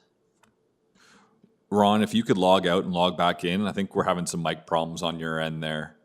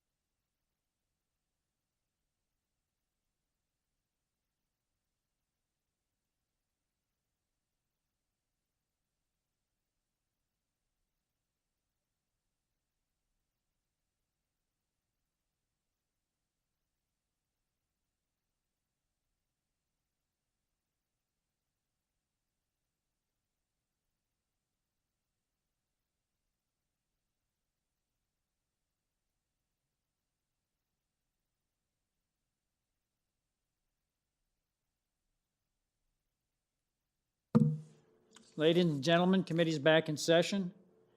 It's moving ahead here. Items number 28, 29, and 30 were deferred.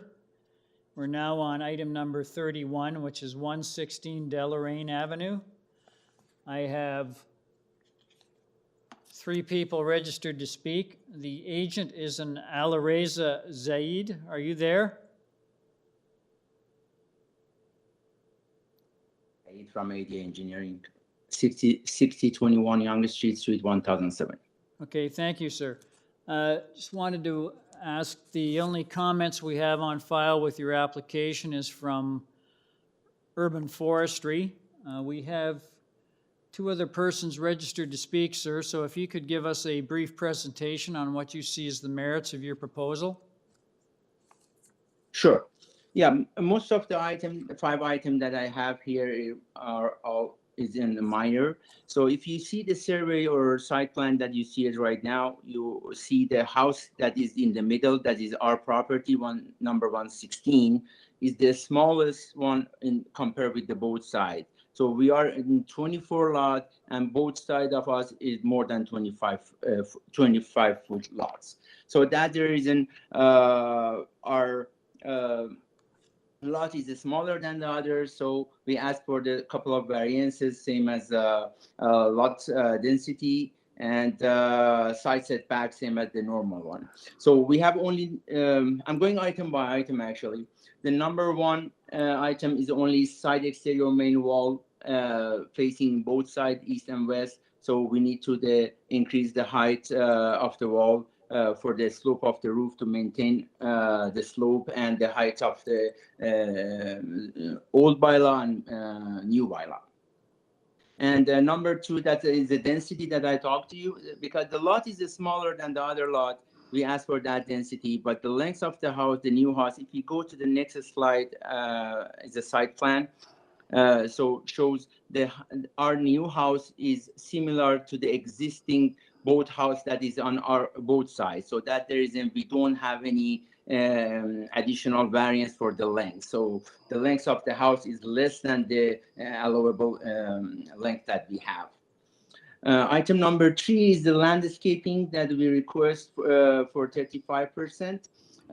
This 35% actually, if you see the green area that we have here, is more than the green area that we have at the existing, but because the lot is very small and we want to make a driveway, we need to maintain the driveway, so that there is a request for that percentage that you see in the proposal. And item number 4 is only on at the west side. We have we ask for additional 30 centimeters, that is 1 foot only, to get the maintained between both sides of the house. If we see the picture of the, I think it's the first slide that I have shows the house. You see the house 116 is in the middle of 2 houses. One side is very narrow to the 114, and the other side with 120 we have more room.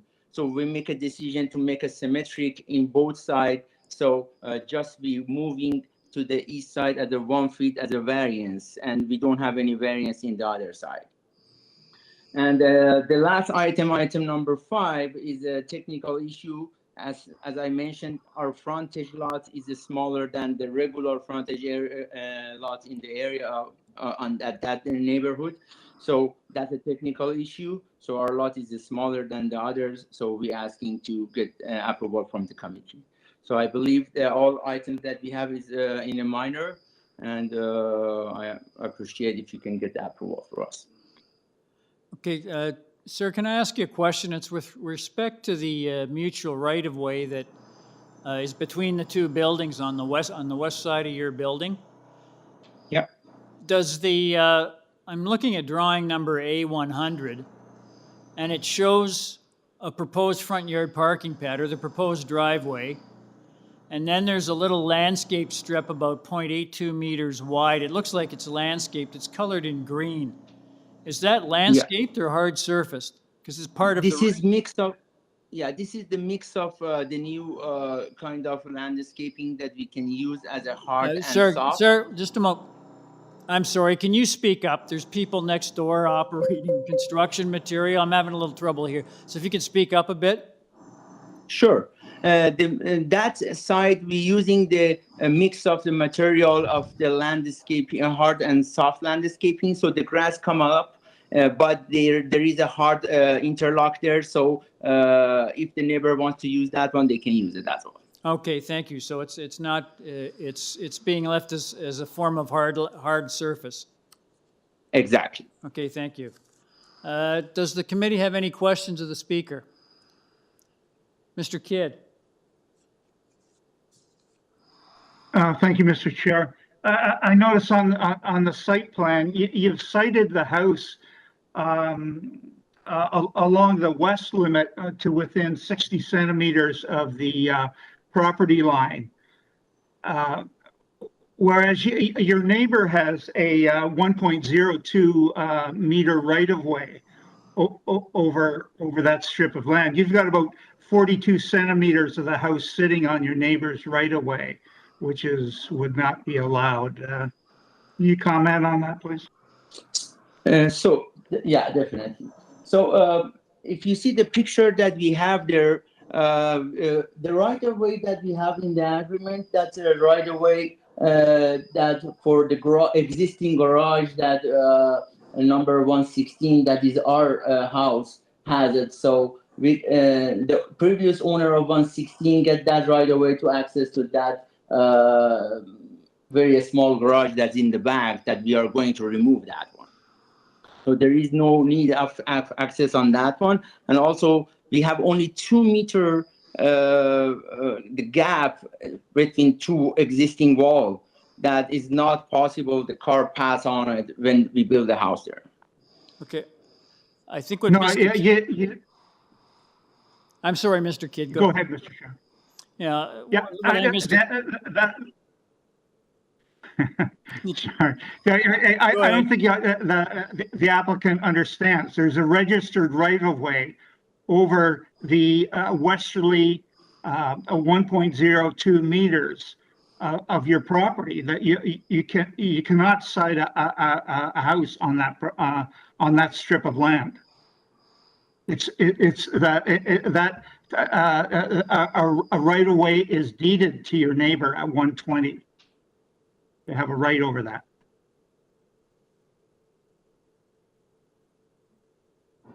So the right of the way of the garage is part of the agreement for our property, sir, not their property. What Mr. Kidd is It's saying. a mutual right of way. What Mr. Kidd is saying, there's a right of way that a portion of your building is encroaching on, and even if it happens to be a roof line, it can't encroach into the into the right of way. You're aware of that, aren't you? Yes, yes. So how come your building's encroaching into the right of way? So the proposal that we had with the neighbor, that we're working on that as well. The problem that they have, if they can get, if they can park their car in their driveway as an approved driveway by the city, they don't have any problem, and they get the consent to remove that initial driveway. But we're working on that, and we need the time for that to legally we can solve the problem with them for to park their car there. Well, I think you're realizing, sir, that this is going to create a host of legal problems for your client. They both owners, they talk to each other. We get some mutual oral agreement, but we need to get the permit. Sir, yeah, I got it. Sir, it's as Mr. Kidd's trying to tell you, it's a cloud on title. It's a legal issue. Okay, that has. I understand. That has a huge impact on your client. I understand that. So we can proceed with the variances, but you have a serious legal issue that really should be dealt with. I think what Mr. Yeah. Kidd's implying as well is you need to defer this application and have a discussion with a legal representative about this right of way. Yeah, yes, you're right. They already talked to each other. The owner is going to get the permit for the driveway. If the permit issued by City of Toronto, that is possible because everyone has that permit to park their car in the driveway. They're going to get the acceptance and get the lawyers involved to get the approval. Well, I've tried. Okay. Does the committee have any further questions of the speaker?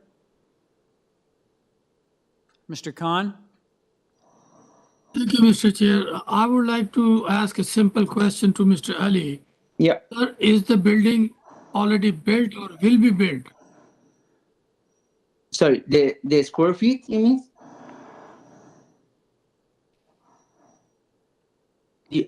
Sorry, I didn't hear. Is it the square feet is 2023 square feet? No. Would you build the building or addition that you have, or is it already built or will be built? No, will be built. Thank you. Any further questions of the speaker?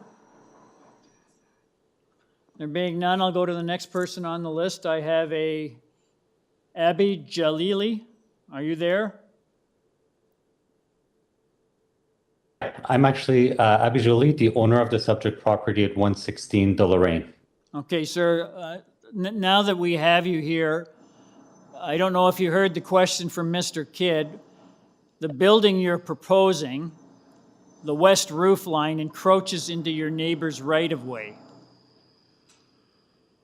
You're aware of that? Correct.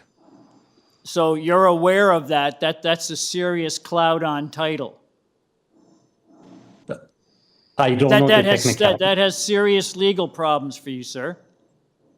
Yes, but the construction has not begun, and we're in the midst of working that out with the neighbors. So no construction is going to take place until that's been resolved. Okay, as long as you're aware of it. Okay. Yes. Do you have any comments that you'd like to make? Yeah, I was actually going to give you a bit of an insight in terms of the conversation that took place. So in preparation of the development of the site, we have consulted with the McDonald's, which are our neighbors, following their objection to the committee. Similar to what they filed with the committee, they have confirmed to us verbally that they do not have any concerns with the proposed development, and that their only concern would be the possibility of them obtaining a private parking when and if needed in the future. As a solution to obviously appease them, ensure that there's no concerns from our neighbor, we have offered them to undertake all legal, permit, and hard costs involved in obtaining a permit, adding a private driveway through the city's right-of-way department. And based on our consultation with 311 and Right-of-Way Toronto, the information that we were given was that this addition is not something that obviously falls today in the committee's scope of work, and it's processed through a different department.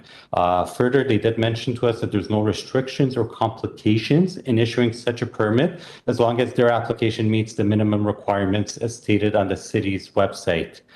And in addition, to address the concerns with the right-of-way that's registered on title and to maintain our neighbors' satisfaction, we have further offered them to undertake the costs involved to relinquish any interest in the right-of-way which exists.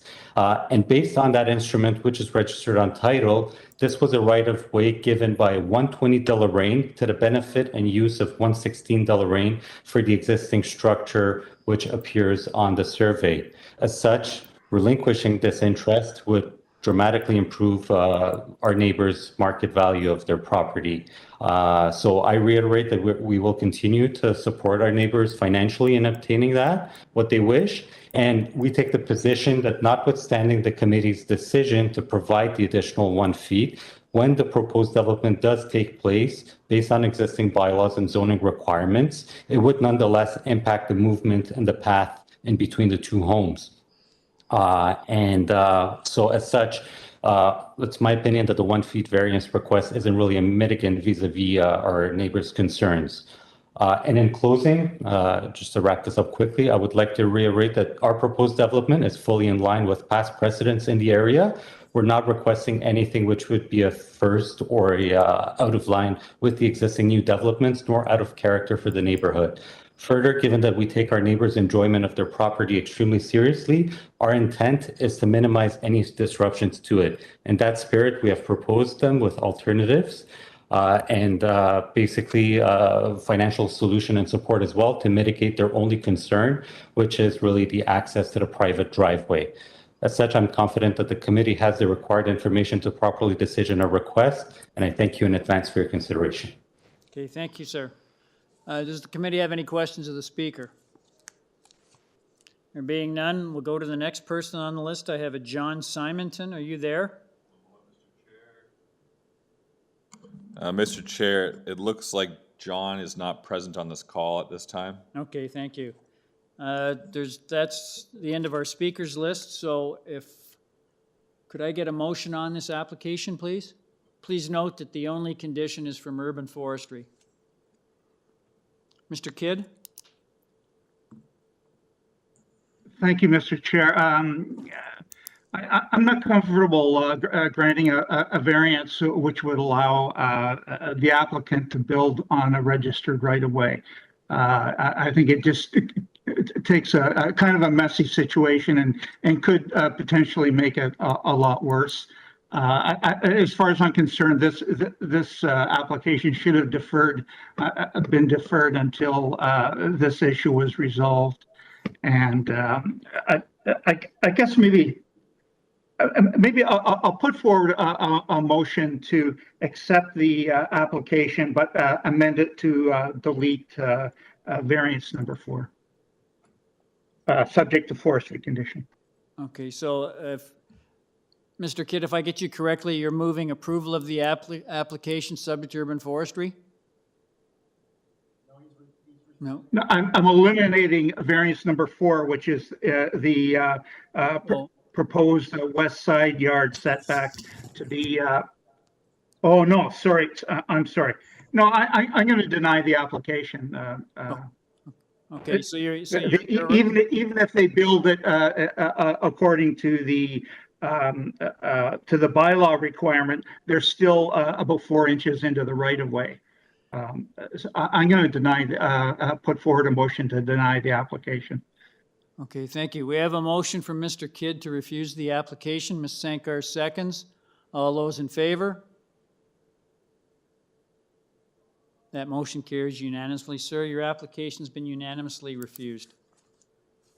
We're now on item number 32, 30 Sunny Crest Road.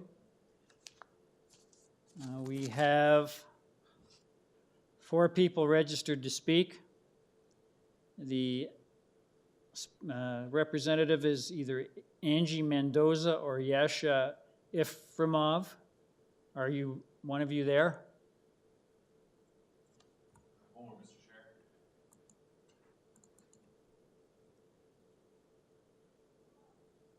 Mr. Chair, Angie is on the call. Okay, Angie Mendoza, are you there?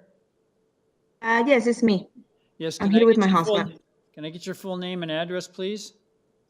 Yes, it's Angie Mendoza, and I live in 176 Brighton Avenue. Okay, thank you, madam. Just before we start, I just went through your file. I note that there is a report from City Planning dated the 1st of March. It recommends eliminating variance number 1 for the proposed platform, which that was what you were proposing as well. But they're also recommending refusing variance number 3 for the proposed maximum building height, variance number 4 for the proposed side exterior main wall height, and variance number 9 for the proposed building height as measured under zoning bylaw 7625. In view of those recommendations, madam, would you like to defer the application to discuss this with planning, because the additional revisions they're proposing, that city staff's proposing, you don't appear to have signed off on? Actually, no, Mister. I would like to clarify something first. Can I go ahead? So you'd like to proceed today? Correct, yes. Okay, now, but you're still proposing that variance number 1, which relates to the platform, you're still proposing to eliminate that variance? Yeah, well, for the variance number 1, there are two things. One in the east property line and one in the west property line. So with respect to the variance, they were concerned that both our main floor deck and second floor balcony were too close to our neighbors. Following this discussion, we reduced the set. Madam, Yeah. are you proposing to delete variance number 1? We already fixed one side, the east side, and the only one that is pending is the west side. But the thing is, that balcony is going to be built above the breakfast nook. So if we modify that is going to modify the entire design and also the space for the breakfast. Variance number 1 says the proposed platform, hang on just a moment. Yeah. The proposed platform are 1.52 meters from the east property line, and the proposed balcony is 1.52 meters from the west property line. You indicated to planning that you were going to delete that variance. This is her husband, Yasha. Same address, 176 Brighton Avenue. Okay, and Can I just speak on this? And you are, sir? Her husband, Angie's husband. Okay. My name is Yasha. Okay, so variance number 1 is being deleted, is that correct? Partially. So we deleted the east side portion of it. So that part is now in line with the okay, so no, with the zoning. Hang on a second. You're not deleting variance number 1 that you indicated you were going to do with planning. You're only deleting, you're revising it. So what I'm you're revising saying it. So is actually, that the proposed, so what you're saying is that the proposed balcony is 1.52 meters from the west property line. Is that what you're saying?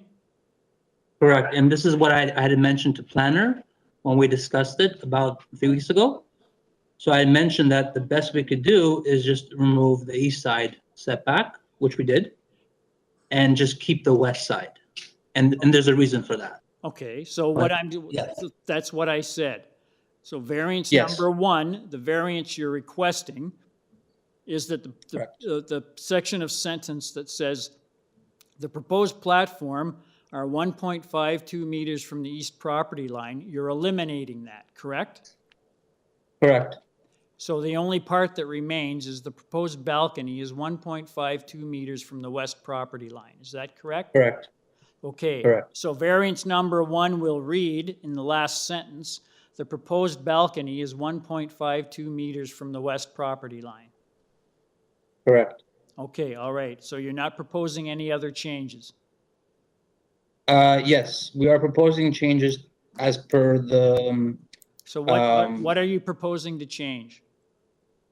So variance number 3, we are proposing to reduce it further.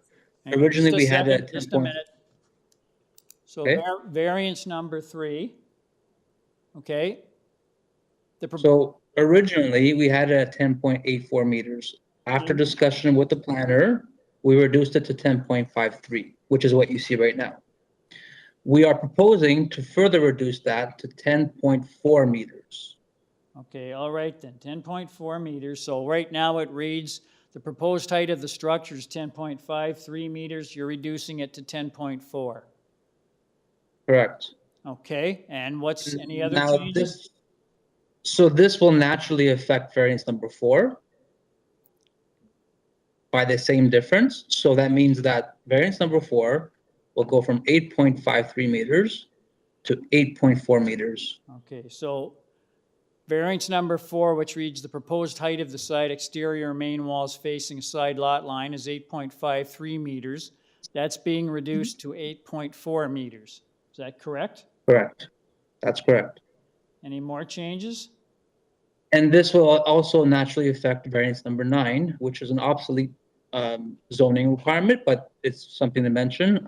So that will go from 11.25 meters to 10.81 meters.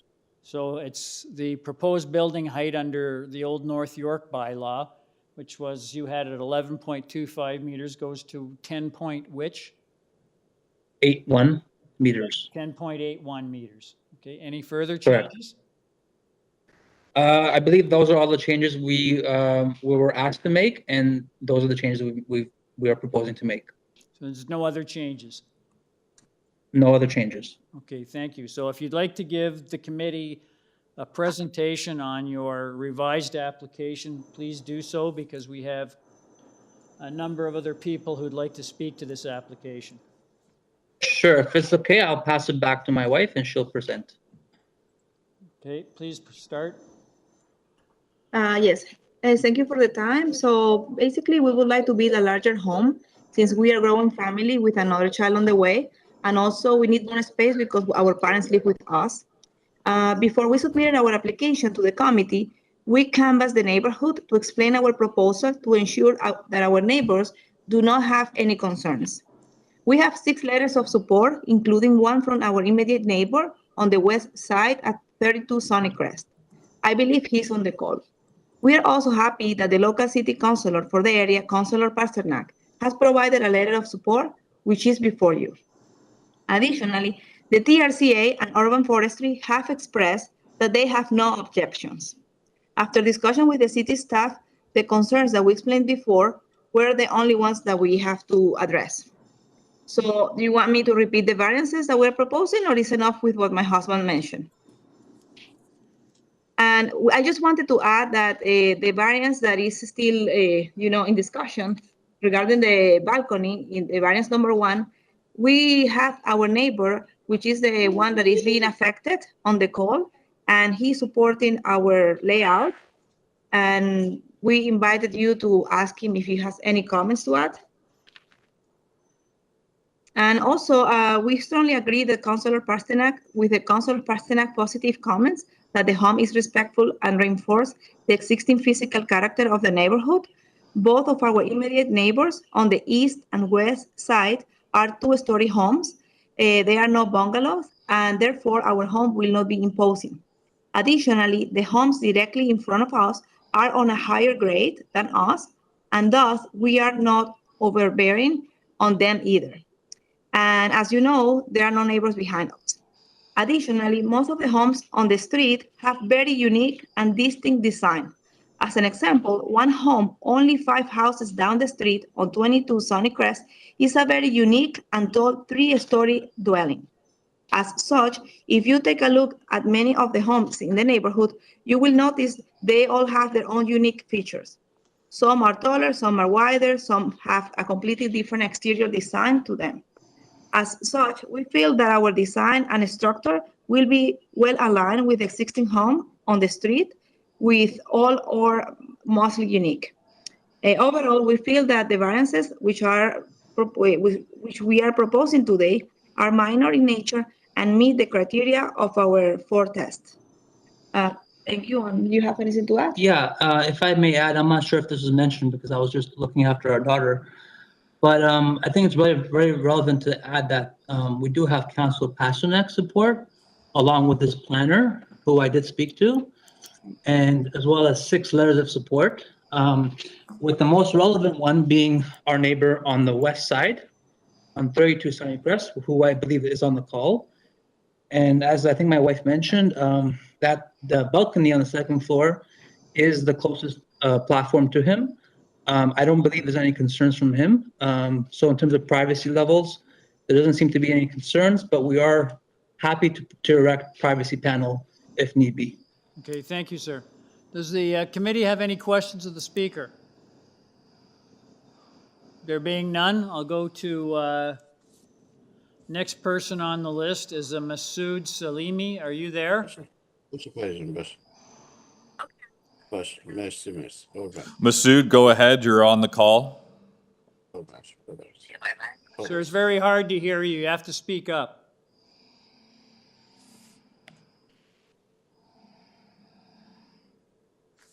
Mr. Salimi, are you there?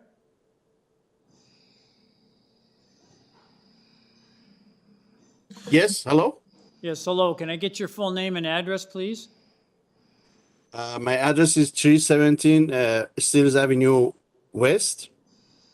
And Phone your number name, is sir? 416. Oh, Masood Salimi. Okay, if you'd like to give us your thoughts on this application, please. Yes. You can proceed, sir. As I understand, because the owner, whose name is the Yasha, wanted speaker. I'm sorry, what was that? Mr. Salami, can we confirm with you that you're actually the designer of this proposal? Yes. You are the designer for this proposal. All right, Mr. Salimi, you don't need to Thank speak. you. We'll go to the next person on the list. I have a Dmitry Smetanin. Are you there? Smetanin. Hello? Yes, hello? Yes, I'm here. Can I get your full name and address, please? Yes, my name is Dmitry Smetanin, 32 Sunny Crest Road. Okay, if you'd like to give us your thoughts on this North York. application. I would like to show my full support to Yasha and his project. I'm very excited he's going to build the house, and I have no problem with his balcony at the back. Oh, that's great. That's good I don't to know hear. if it's enough. That's good to hear. Thank you. Does the committee have any questions You're of the welcome. speaker? There being none, I'll go to the next person on the list. I have a Daniel Gottfried. Are you there? Mr. Chair and members, it does not appear that Daniel is on the call at this time. Okay, thank you Oh, very sorry, much. Mr. Chair. Correction, he is. Okay, Daniel Gottfried, are you there? Hello? Yes, Mr. Gottfried? Yes. Hi, my name is Daniel Gottfried. I live at 66 Sunnycrest Road. Thank you. Can I To get confirm your, with you. can you just give us your thoughts on this application? Sure, yeah, I'm very excited at the prospect of Yasha's build. Of course, the street sits on a large ravine, and I know Yasha understands his responsibility to uphold the sanctity of said ravine with his build as well. As his wife mentioned, the homes on the street are of various sizes, some being extremely disproportionate with a 3-story property not far from his. Myself, my family, and other members, neighbors on the street, young and old, obviously are excited at the prospect and the outcomes, which we feel could be extremely positive for the street, for the home values, and for future builds that we might be interested in the future. So that's, I give him my full support. Okay, thank you, sir. Does the committee have any questions of the speaker? There being none, we'll go back to the agent, although the comments we've had have been positive. So I'll just ask Ms. Mendoza, do you have any other comments you'd like to make? No, not for now. Thank you. Okay, thank you. So we have a revised application. I'll just go through it. The variance number 1 has been changed to read that the last line reads, the proposed balcony is 1.52 meters from the west property line. Variance number 3, the proposed height of the building structure is 10.53 meters, has been reduced to 10.4. Variance number 4, which is the proposed height of the side exterior main walls, is 8.53 meters, has been reduced to 8.4 meters. And variance number 9, the proposed building height under bylaw number 7625 is 11.25 meters, has been reduced to 10.81 meters. So if I could get a motion on this revised application, please. Ms. Sankar? Yes, through you, Mr. Chair. I do believe that the explanations provided by the agents, the owners here today, as well as the number of, folks that came up in support of this application and the changes made here today convince me that it's appropriate for the area and for in terms of the development that they're undertaking. So I'll put forward a motion to approve this application, and I'll make it subject to the March 1st, the changes that you've made as you've cited, Mr. Chair, as per the March 1st report. And that's it. Thank you. Thank you, Ms. Sankar. Mr. Hunt seconds. All those in favor? Opposed? Mr. Khan dissenting. That motion carries. Madam, your revised application's been approved as revised. Now on item number 33. Yeah, thank you so much. We're on item number 33, 273 Davisville Avenue. I have one person registered to speak. That is Louise Yang. Are you there? Hello? Yes, hello? Hi, this is Louise Young.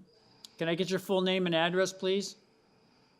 My name is Louise Young. My address is 3575 14th Avenue. Okay, thank you, madam. I note that there are no staff comments or conditions that are on file with your application. It's pretty clear what you're asking for in the 6 variances we have before us. I'll just ask, is there anything you'd like to tell the committee that isn't contained in the material we have before us this afternoon? No, thanks for asking. Okay, thank you. Could I get a, does the committee have any questions? No? Can I get a motion? Mr. Hunt?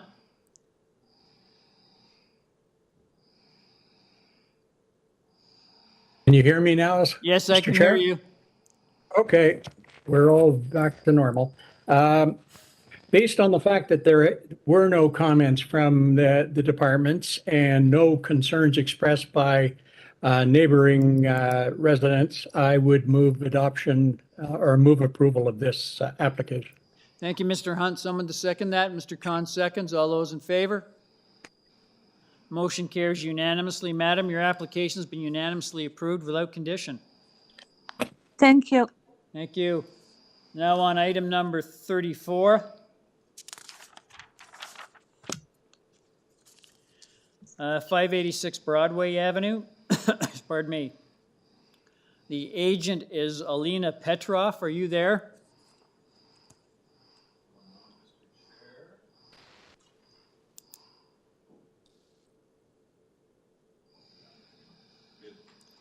Alina Petrov, are you there?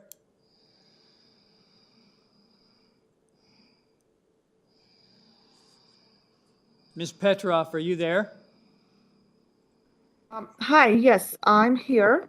Yes, I can hear you. There Thank should you. be, Thank there you. should be another, there should be my sister Madam, also on can the I get your call. full name and address, please? My full name is Alina Petrov at 586 Broadway Avenue. Okay, thank you, madam. I note that there's a report on file from City Planning dated the 1st of March 2022. Basically has no objections provided that the applicant reduces variance number 1 regarding the building height from 9.7 to 8.9 meters and reduces variance number 4 regarding the building height under zoning bylaw number 1916 from 9.7 meters to 8.9 meters. I just wanted to ask, madam, did you want to make those changes? Well, yes, we made all the changes, yes. Okay, hang on just a moment then. So let me just pull up your application here then. Variance number 1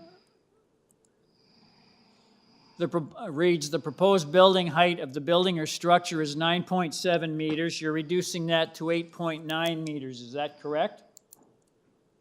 Yes, that's correct. Okay, let me just get that down so we introduce that formally into the record.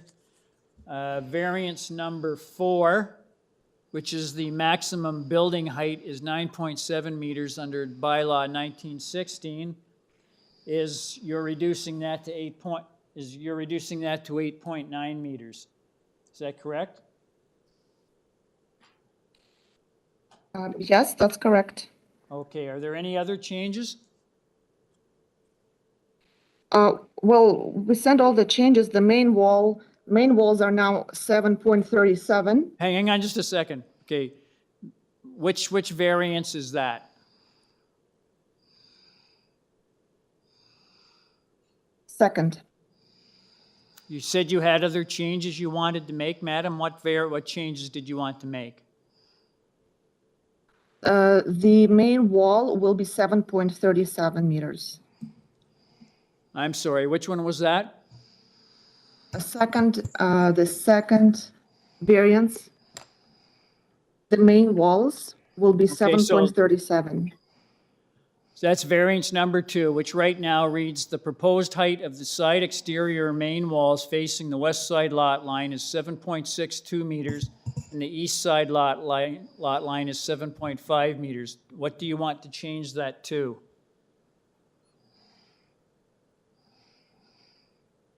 $7.37 meters. For both of them? Yes. For both of them? Yes, for both of them. Okay, so let's, hang on.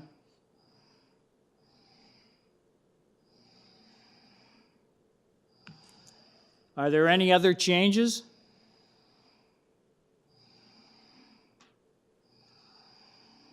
No other changes. No other changes. Okay, we have other people who'd like to speak to this application, madam. So if you Mr. could, Chair and members, there is someone listed as interested in this, but they do not appear to be on the call at this time. Who's that? Christina Tarenti does not appear to be on the call at this time. Okay, so we have no one to speak then. Okay, thank you. Okay, thank you. Okay, madam, so let's just summarize here. Variance Sorry, Mr. number Chair, 1. correction. I hit refresh on the attendees list and they are now on the call. All right.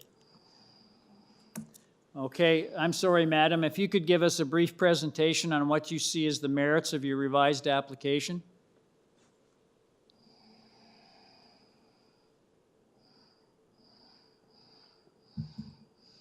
Ms. Petroff, are you there? Yes, hi. Actually, my sister was supposed to give a brief presentation, Christina Tarenti. She's supposed to be on the call and she's muted, she says. Mr. Chair, so I want to bring to your attention that Christina Tarenti is listed as an attendee on our list here, but what they are in relation to the project is not noted. You know, this is not available NA. So if Ms. Petroff is saying what she is, then Christina is the one that actually should be presenting, and I can unmute her now. So I'll go ahead and do that. All right, thank you.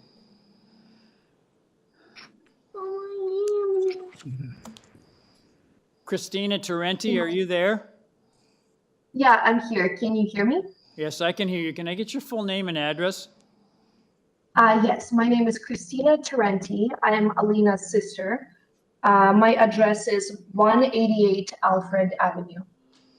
Okay, so you're acting as her agent? Yes, for this presentation, I wanted to. All right, so you understand, I just want to be clear here.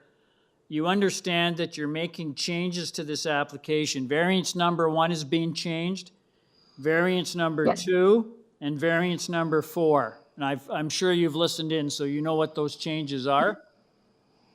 Yep. Okay, so you're... For sure. Yeah, sorry. Okay, thank you.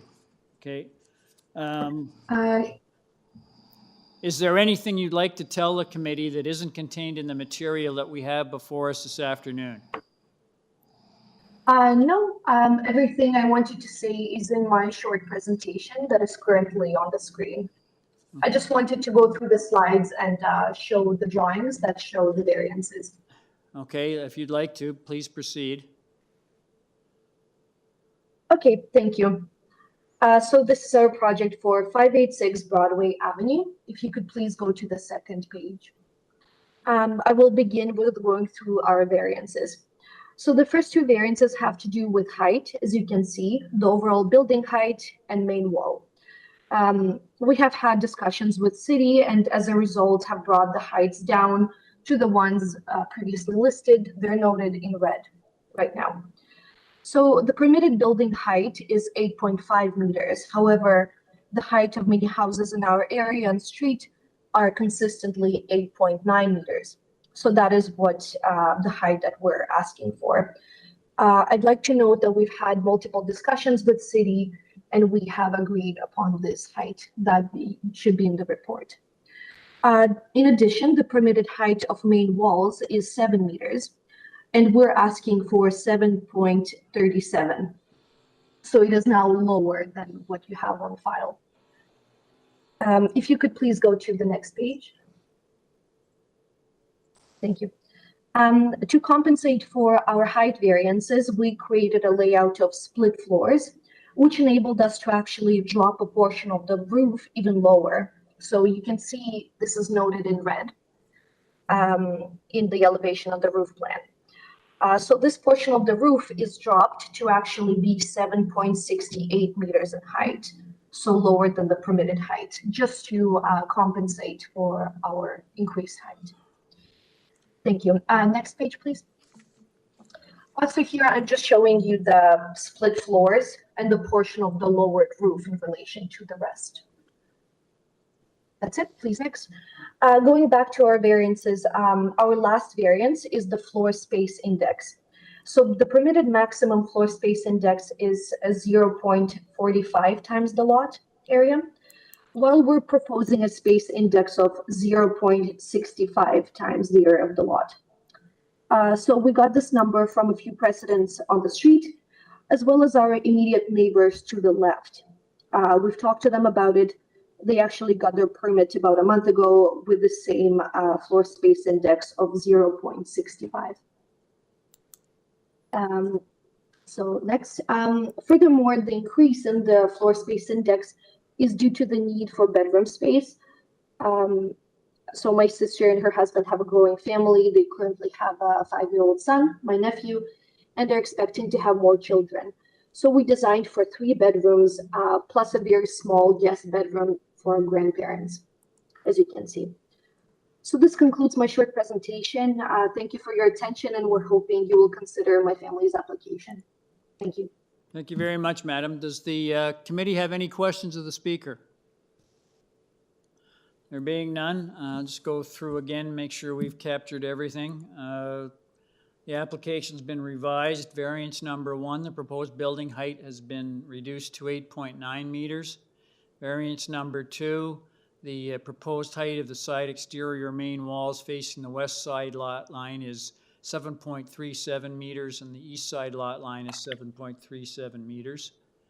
And variance number 4, the proposed building height is reduced from 9.7 meters to 8.9 meters under bylaw 1916. So if I could get a motion on those revised variances, please.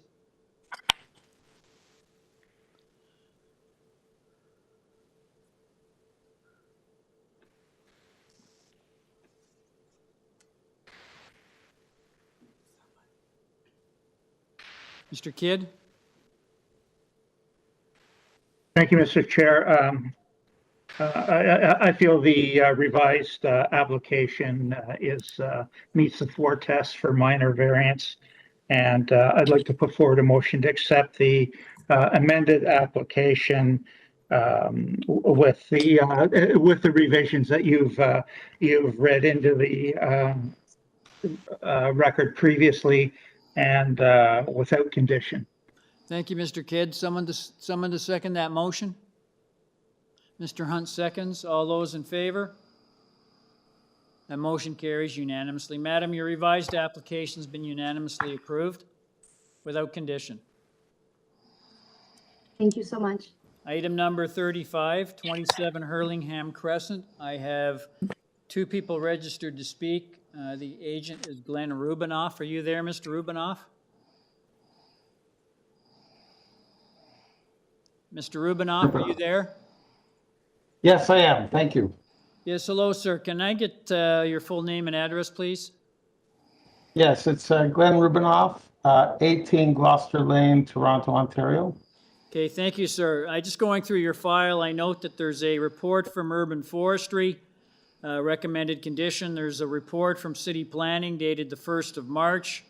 They have no objections to your application, provided that the side exterior main wall height is developed substantially in accordance with the right and left side elevation drawings attached to their report.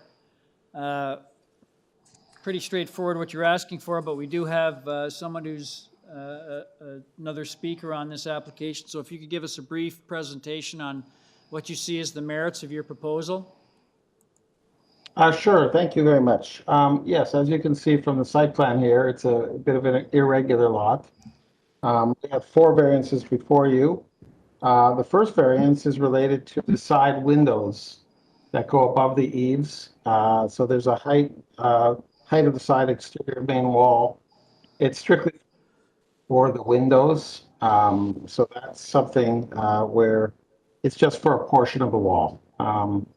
The second variance is for building length. It's actually related to the way in which length is calculated based on the irregular shape of the lot. The actual house is compliant, but because of how it's taken based on the curve of the front, it's actually a technical variance. Variance number 3 is related to the one-story extension at the rear. It's permitted to be 5 meters in height, and we're asking for, in order to keep the line of the main floor ceiling at the same as the rest of the house, we're asking a variance of 0.31, which is about a foot. And the final variance is related to the height based on the road, the old bylaw. We have about a 3-foot difference in the elevation between the road and the adjacent grade of the building, which is why we have this variance before you today. So I believe these variances are minor in nature and meets the forecast.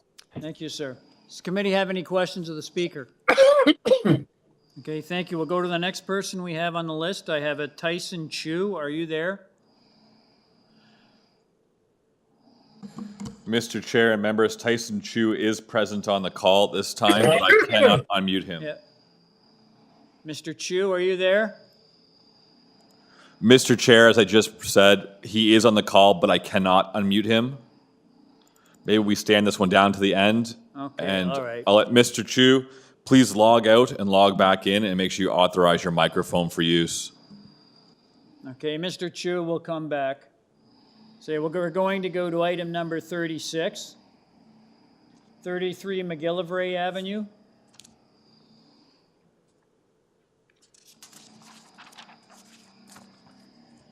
I have one person registered to speak. That's David Eigelman. Are you there, sir? Yes, good afternoon, Mr. Chair and committee members. Yes, can I get your full name and address, please? Yes, David Eagleman, 900 the East Mall, Suite 300. Yes, Mr. Eagleman, I just going through your file. I note there's a report from City Planning dated the 1st of March, pardon me. It has no objection provided that the front yard setback is developed substantially in accordance with the site plan drawing attached to their report, and that the building height is developed substantially in accordance with the front and side elevation drawings attached to their report. Have you had the opportunity to read that report, sir? Through you, Mr. Chair, I have had an opportunity to read that report, and we are acceptable to the conditions recommended by planning staff.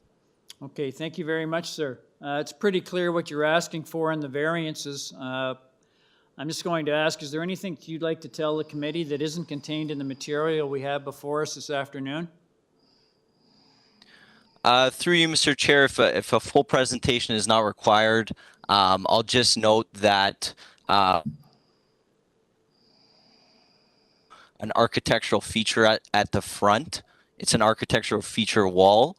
The actual dwelling itself is compliant with both length and the required front yard setback.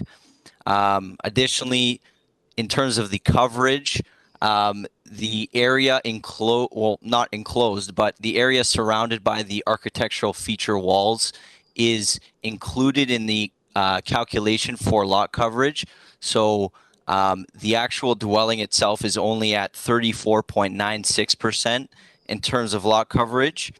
And the proposed height is taken to a point, basically also an architectural feature on the front main wall. And the actual height of the dwelling will be at 8.86 meters. So those are just kind of the main points I want to mention. Okay, thank you, sir. Does the committee have any questions of the speaker? Could I get a motion on this application, please? Mr. Khan? Thank you, Mr. Chair. I'm taking the staff recommendation for the approval of this application, and it reads, number 1, front yard setback be developed substantially in accordance with the site plan drawings attached to this report. Number 2, building height be developed Mr. substantially? Khan, we're on item number 36, 33 Yes, sir, McGillivray Avenue. Sir, I'm reading number 36, recommendation for 36. Hang on just a moment. I don't think that's what it says. Just a moment.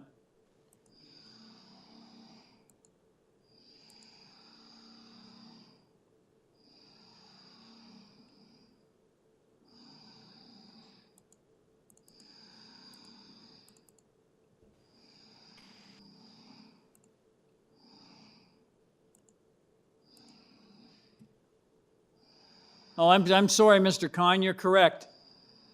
My mistake, no- thank you. No problem, sir.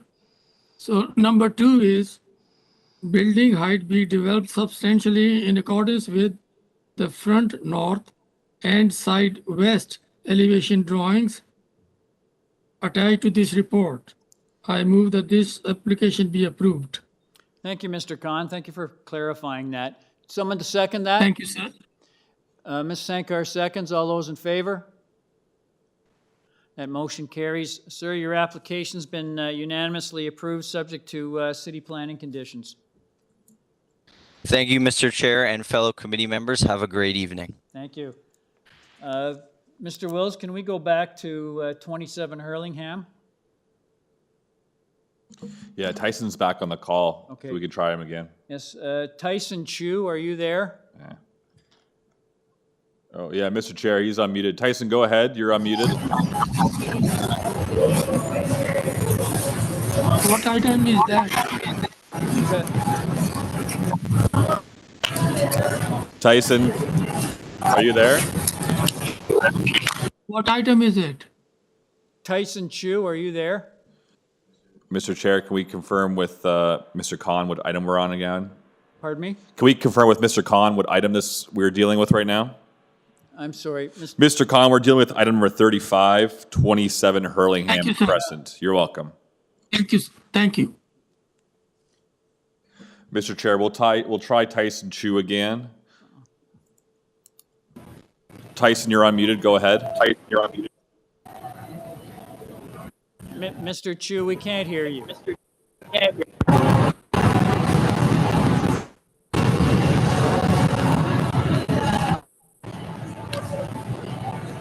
Mr. Chair and members, to be completely frank with you, it sounds like Mr. Chu is driving in a car right now or something.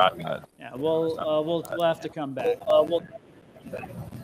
Mr. Chu, are you there? Mr. Chu, are you there? Mr. Chu, we can't hear you.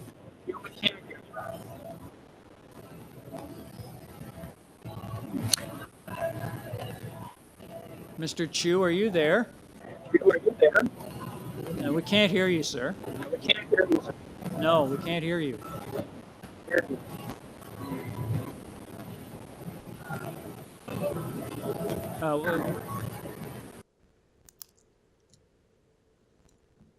Should we try and come back?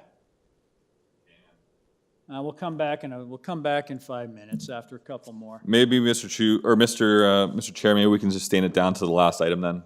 Well, we'll do a couple more and we'll come back. Okay. Tyson, if you can hear me, please stop doing whatever you're doing and be present on the call when we call upon you next time. Okay, we're now on item number 37, 18 Esgore Drive. I have 3 people registered to speak, and the agent is Glenn Rubinoff. Are you there? Yes, I am. It's Yes, Glenn Mr. Rubinoff. Rubinoff? Again, I don't think we need your full name and address. We already got it before. I just wanted to say, sir, we have 2 reports on file with your application, a recommended condition from Urban Forestry. There's also a city planning report dated the 1st of March, which recommends reducing variance number 4 regarding the proposed lot coverage from 44.4% to 42.5%. And they indicated that you've agreed to this change. So can I just confirm? Yes, we are. Can I just confirm, sir, that you want to change variance number 4, which is the proposed lot coverage from 44.4% to 42.5%. Yes, indeed. That's what we have done. Yep. Okay, thank you, sir. Are there any other changes? No other changes. No other? Okay, thank you. We have other people who'd like to speak to this, sir, so if you'd like to give us a presentation on what you see as the merits of your proposal. Sure, thank you. So this is a two items. One is a rear addition onto the existing house.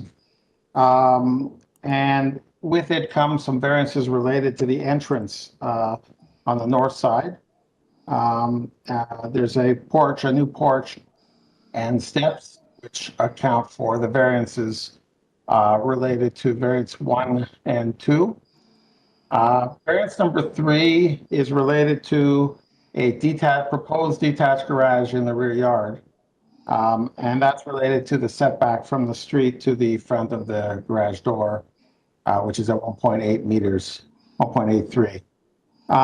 The other two variances, the one we talked about was a reduction in the garage size to bring it down to that 42.5%. As a result, what we did, forestry had some concern about a tree in the rear. So what we did was we reduced the garage to move us away from that tree to allow for us to build the garage and work with forestry to reach a resolution, which is probably going to be just a helical pier or something minor impact on the tree. So the idea is we move the building, basically reduce the building in size to allow for that tree. And the final variance, number 5, is related to the overall length of the building, and that's to the patio. The building length includes the building plus the patio, and it's 19.65, where 19 meters is permitted. I want to point out to you that the lot coverage of that 42.5%, 35.1% is for the building itself, for the house itself. So it's actually almost in compliance. You're permitted 35%. The house itself is 35.1%. So the majority of the variance we're requesting is to have a detached garage in the backyard. And planning staff did a report, basically said that they felt that it was appropriate, that the modified space fits within the existing physical character of the neighborhood. So that's where I'll leave it for now. Thank you. Okay, thank you, sir. Does the committee have any questions of the speaker? There being none, I'll go to the next person on the list. I have a Sheila Harrison. Are you there? Mr. Chair and members, Sheila is not present on the call at this time. Okay, thank you. I'll take her off the list. Next person on the list is a Jesse Varco. Are you there? I'm here. Yes, Mr. Varco, can you give us your full name and address, please? Yeah, Jesse Varco at 22 Esgore Drive. Okay, thank you. If you'd like Right to give across us the your street. thoughts on this application. Yeah, I think both my wife and I are supportive. The layout looks good. We're just curious about the forestry and understanding how the addition was going to be built. In particular, because there's a number of trees sort of sitting just outside the property line, and we were, curious as to whether forestry had identified those as needed to stay, and then working around that. But aside from that, sounds like the update is that there's been a slight reduction in the garage. We're fine, and we're fine with the building itself. Okay, thank you, sir. What I'll do is I'll flip you back to the agent. He can address those concerns. Mr. Rubinoff, I'm sorry. Does the committee have any questions of the speaker? There being none, we'll go back to the agent. Mr. Rubinoff, are you there? Yes, I am. Thank you. Yes. Yes. You heard the comment from Mr. Varco. If you'd like to reply. Yes. Yes. No, we're very conscious of the trees in the area. Our method of construction is, rather than doing a conventional frost wall, we are looking to do helical piers, which are a much less invasive way of digging. It's basically a screwed-in foundation and then a slab on top, effectively. So that will preserve the trees that we are going to protect around it. And forestry was the one who were the people who came back to us and said that what we were proposing is something that they will look at closer, but they felt that that was a good, that they appreciated the effort we made. So I think our approach here is really just to minimize impacts on the trees and just allow them to have a garage which is functional for the space. Okay, thank you very much. It's also, there is you can see the forestry condition up there. If the committee approves it, there's recommended conditions on there. Yeah. TPP, oh, I'm sorry. Mr. Rubinoff, that the forestry had recommended a deferral. Did you want to defer this to discuss? No, we had spoken to the forestry had sent us this notice on February 25th. We were in discussions with them and even sent them an up-to-date report, and basically they said that that's fine. They don't feel that it needs to be deferred anymore. I thought they would have sent you a note, but apparently they haven't. But we know that's a condition of forestry, so we can't go anywhere without addressing their concerns anyways. Okay, thank you. Does the committee have any questions of the speaker? There being none, could I get a motion on this application, please? Ms. Sankar? Yeah, through you, Mr. Chair, I agree. The application would go nowhere without, forestry's approval. So based on the explanations provided by the agent here today, I feel comfortable in approving this application. I'll put forward a motion to approve. I'll make it subject to forestry, and I'll also make it subject to the March 1st staff report, and that the side exterior main wall height be developed substantially in accordance with the right and left side elevation drawings. Thank you. Okay, thank you. I'm saying just a moment. Ms. Sankar, I think that's for a different application. Let's just see the staff. Sorry, am I report. looking at it? Isn't that the same staff report here? No, that the staff report was just to recommended reducing variance number 4 regarding the proposed lot coverage from 44.4% to 42.5%, which the applicant has done. Sorry, I have some different information here, but I will make it subject to that staff report. If I could just intervene, Ms. Dini, I think you're looking at the staff report for my other hearing at 27 Hurlingham. Oh, maybe that's probably it because I'm going through. This is number okay, 18, sorry about Esgor. Right. Okay. All right. Not a problem. Okay, so I'll make it subject to the staff report. Okay, thank you. Someone to second Ms. Sankar's report? Ms. Sankar's motion, I'm sorry. Mr. Hunt seconds. All those in favor?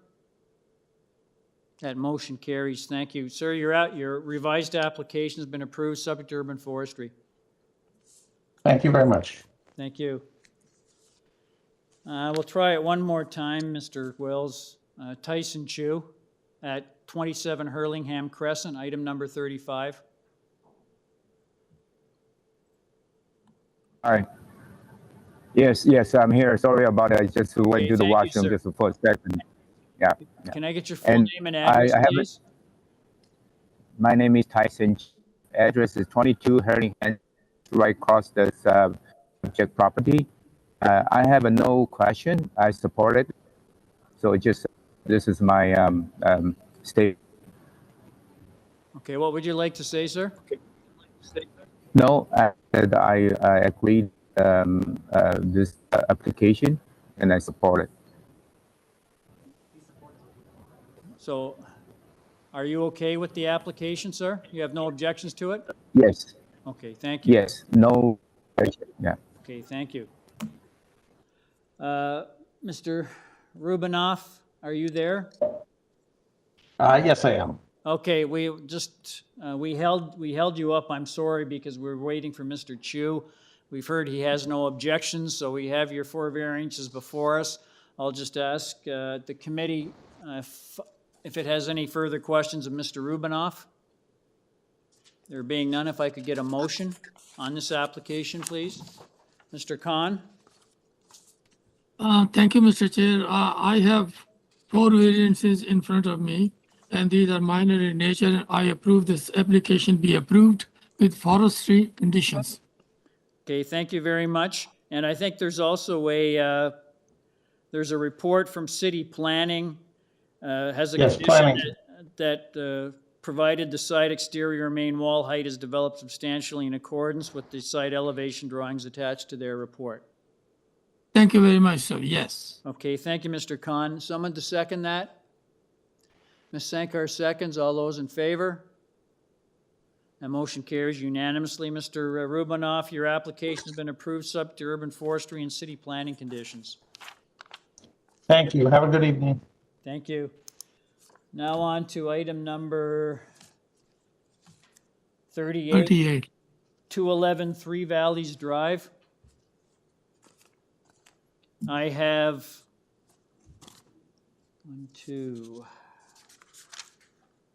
3 people registered, 2 people registered to speak. The agent is a Russ Gregory. Are you there?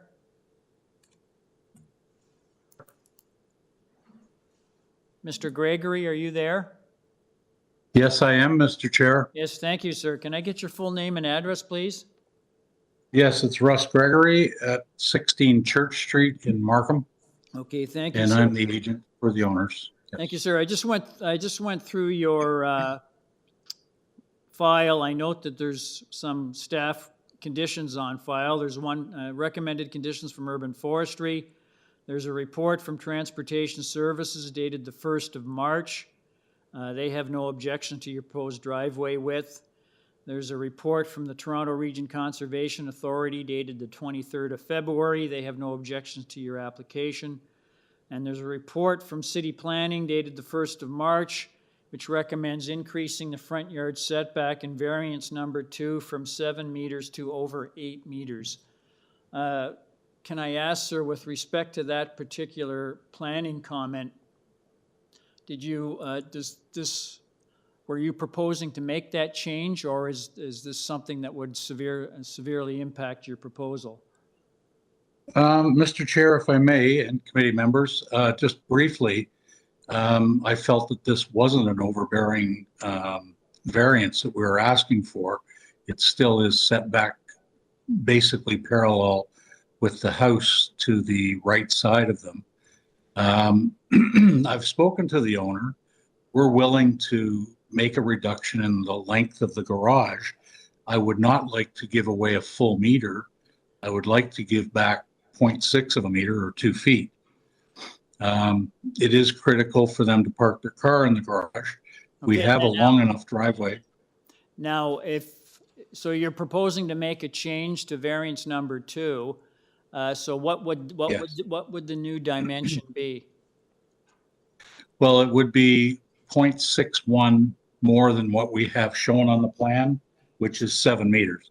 So we would make it 7.61. Okay. I believe the planner was asking for 8 meters. Yes, okay, so you are proposing making a change, but it's going from 7 meters to 7.61 meters on the front yard Correct. setback. That's okay, Correct, thank Mr. you. There's no other changes you're proposing? No, Mr. Chair, if I believe the 3 variances all relate to the same thing, the overhang and the front yard setback. So by taking 2 feet off of the length of the garage, I think we could accomplish that and make everybody happy, and that would be ideal. I believe that it meets our 4 tests. Okay. We did have discussion with the planner, though. Okay, thank you, sir. Does the committee have any questions of the speaker? Being none, we have one other person registered to speak. That's Patricia Cadeau, C-A-D-E-A-U. Are you there? Hello. Yes, I am. Can you hear me? Yes, I can hear you. Can I get your full name and address, please? Sure. Patricia Cadeau, 213 Three Valleys Drive. I'd like to point out on this rendering that the information is incorrectly presented. You have 211 Three Valleys Drive. I'm the adjoining property, which is 213 Three Valleys Drive. Okay, so that's the first thing I'd like to point out. Also, there is a hydro pole at the end of the driveway here, and I don't believe that it's correctly displayed. It's more right in the middle, as it is here. It doesn't look like it's clearly represented. So I just want to point that out. I mean, this is great design. My concern with this design is that it's coming so close to the property line. If you were to take a ruler and just draw a line right from the very back of the existing building, just draw that straight across, that's my entire backyard. Now, the two-story addition is going to be overlooking my whole backyard. So the fact that you want to bring the structure right to the property line, it's like we may as well just be one house.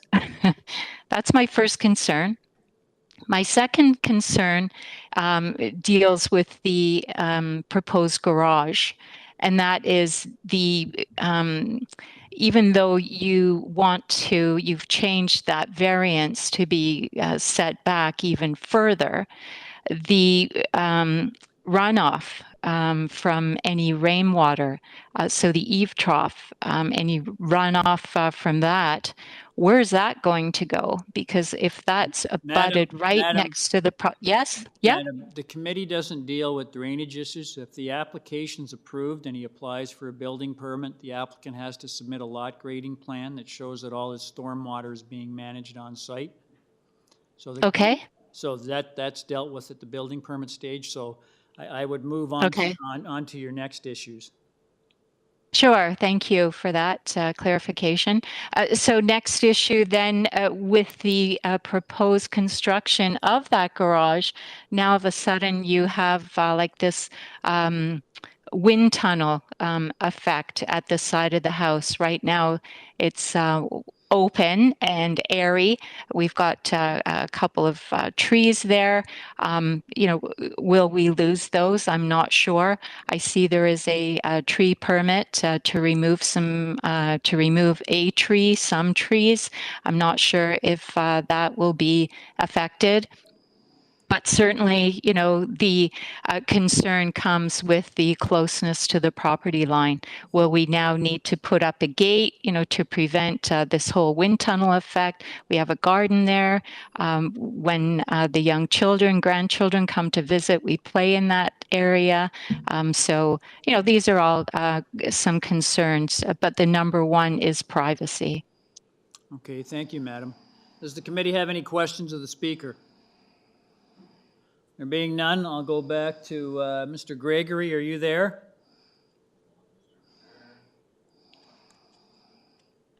Mr. Gregory, are you there?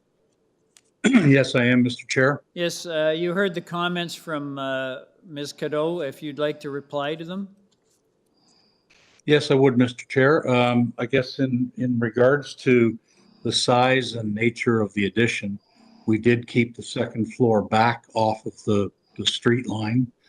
The garage is only 1 story high.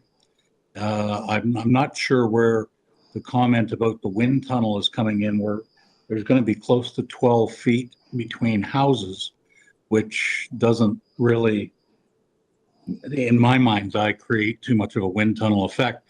Plus, with the angle of the property, you can see there is a lot of open space in the jigs and the jogs. We tried to make this as appealing as possible. And I think it is a smart, good design. As far as it overlooking the backyard, it is only a window from the master suite, but I believe it's a high window. I haven't looked closely. So they want their privacy as well from other people looking into their master suite. And as far as the trees go, we've got the 3 trees down the property line are the only ones to be preserved. there are other smaller trees between the building, but we cannot touch them if they're not on our property or the owner's property. We know that, and I'd suggest that the owners will work with the neighbors to maintain as much of the natural habitat that's there right now. I think that answers pretty much everything. The one thing with the hydro pole, that hydro pole location was taken right off our topographic survey that was prepared 6 or 8 months ago. And it does show that pole, I believe, in the same spot, does it not? Yes, so the hydro pole is off the lot. It's exactly where it's shown, yes.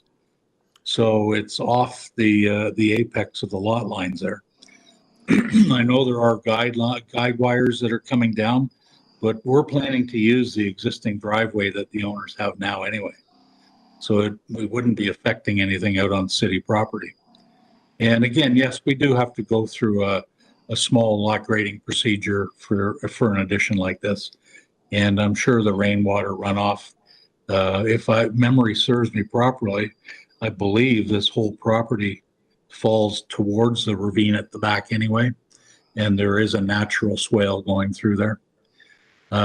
I think that captures all the questions or answers any of the concerns. If there's anything else, I'd be happy to answer your question. Okay, thank you, sir. Does the committee have any questions of the speaker? Mr. Khan? Sir, I just wanted to bring to the kind notice of this gentleman, the lady who was addressing the wind tunnel. When the wind is blowing southwesterly, it's not a wind tunnel effect, it is a wind deflection effect, which she means. Okay, Mr. Chair, sorry. Mr. Khan, you may want to, was that a question or an observation? That is an observation, sir. Okay, thank you. Any further questions of the speaker? Could I get a motion, please? Remember, on this variance number 2, which relates to the, just a moment here, which relates to the proposed front yard setback has been increased from 7 meters to 7.61 meters. So if I could get a motion on this revised application? Mr. Kidd?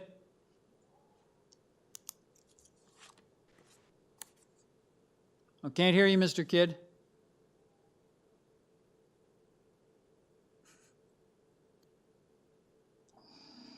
Thank you, Mr. Chair. I think the proposal, as it's amended, is a good compromise and can be considered to satisfy the conditions for minor variance. As revised, the proposed front yard for variance number 2, proposed front yard setback changed from 7 meters to 7.61 meter. And without condition, I put forward a motion to accept the application. And there's an urban forestry condition. Yeah, thank you. Urban forestry as well. Thank you. Yeah. Thank you, Mr. Chair. Ms. Sankar seconds. All those in favor? That motion carries unanimously. Sir, your revised application has been unanimously approved, subject to urban forestry conditions. Thank you very much. Have a good evening. Thank you. Item number 39, 261 Calvington Drive. I have one person registered to speak. That's Alina Rodriguez. Are you there? Yes, I am here. Yes, can I get your full name and address, please, madam? My name is Lina Rodriguez, 504 Perth Avenue, Toronto. Yes, thank you, madam. I just wanted to ask, I've gone through your file. I note that there are no staff comments or conditions listed here. Also indicate that you have 2 variances before us. Very clear what you're asking for. I'll just ask the committee, pardon me, if it, is there anything you'd like to tell the committee that isn't contained in the material we have before us this afternoon? Yeah, through you, Mr. Chair. There are two additional supporting letters from the neighbors that was submitted last weekend, and maybe it's not in your file. So that the supporting letters are from 270 Calvington and 268 Calvington Drive. Okay, thank you very much, Madam. Does the committee have any questions of the speaker? Could I get a motion on this application, please? Ms. Sankar? Through you, Mr. Chair, I think this is pretty straightforward, and I'll motion to approve this application as is. Okay, thank you, Ms. Sankar. Someone to second it? Mr. Kidd seconds. All those in favor? Mr. Khan, are you in favor or opposed? Are you opposed? Okay, Mr. Khan dissenting. Madam, your application is approved without condition. Thank you very much. Have a good evening. Thank you. Item number 40, 100 Glenvale Boulevard. I have one person registered to speak. That's Franco Romano. Mr. Romano, are you there? Good evening, Mr. Chairman. Franco Romano here, 2095 Autumn Breeze in Port Credit. Yes, thank you, sir. I just wanted to go through, there's a report on file here from City Planning dated the 1st of March. They indicate that they have no objections, but provided that the applicant makes the following revisions. They want to eliminate variance number 4 regarding the non-encroaching rear yard platform setback, eliminate variance number 5 regarding the non-encroaching front yard platform setback, eliminate variance number 6 regarding the encroaching front yard, eliminate variance number 7 regarding the canopy, and reducing variance number 8 regarding the exterior stair width from 2.94 meters to 2.33 meters. Did you want to make those changes, sir? Yes, sir. We made those changes, presented them to staff, and then they prepared their report. Oh, that's okay. Thank you. That's great. Is there anything you'd like to tell the committee, sir, that isn't contained in the material that we have before us this afternoon? Just to reiterate that this is an application that basically is a second-story addition, and because less than 50% of the walls are being kept under the zoning interpretation, it's considered a new dwelling, and that's why we have side yard setback variances. Other than that, the lot coverage is a combination of the dwelling itself, which complies, and the two accessory structures in the rear yard. Subject to any questions, I believe that this is in keeping with the physical character of the neighborhood, the immediate context, and has no unacceptable adverse impact. Great. Thank you, Mr. Romano. Does the committee have any questions of the speaker? Please note that the applicant has complied with the requirements in the city planning report of the 1st of March, so we won't go through them again. If I could get a motion on this revised application, please. Ms. Sankar? Yes, through you, Mr. Chair, I'm satisfied with the changes that are made by the applicant to meet staff recommendations. And I believe that this application therefore meets the 4 tests at this stage. I'll put forward a motion to approve this application and make it subject to the March 1st staff report, of which you've already indicated the changes, as well as the applicant. And that's. Thank you, Ms. Sankar. Someone to second that? Mr. Hunt seconds. All those in favor? That motion carries unanimously. Mr. Romano, your application has been unanimously approved without condition. Thank you. Kindly enjoy the rest of your evening. Thank you. Now on item number 41, 46 Virgil Wood Drive. I have 2 people registered to speak. The agent is Amber Stewart. Are you there?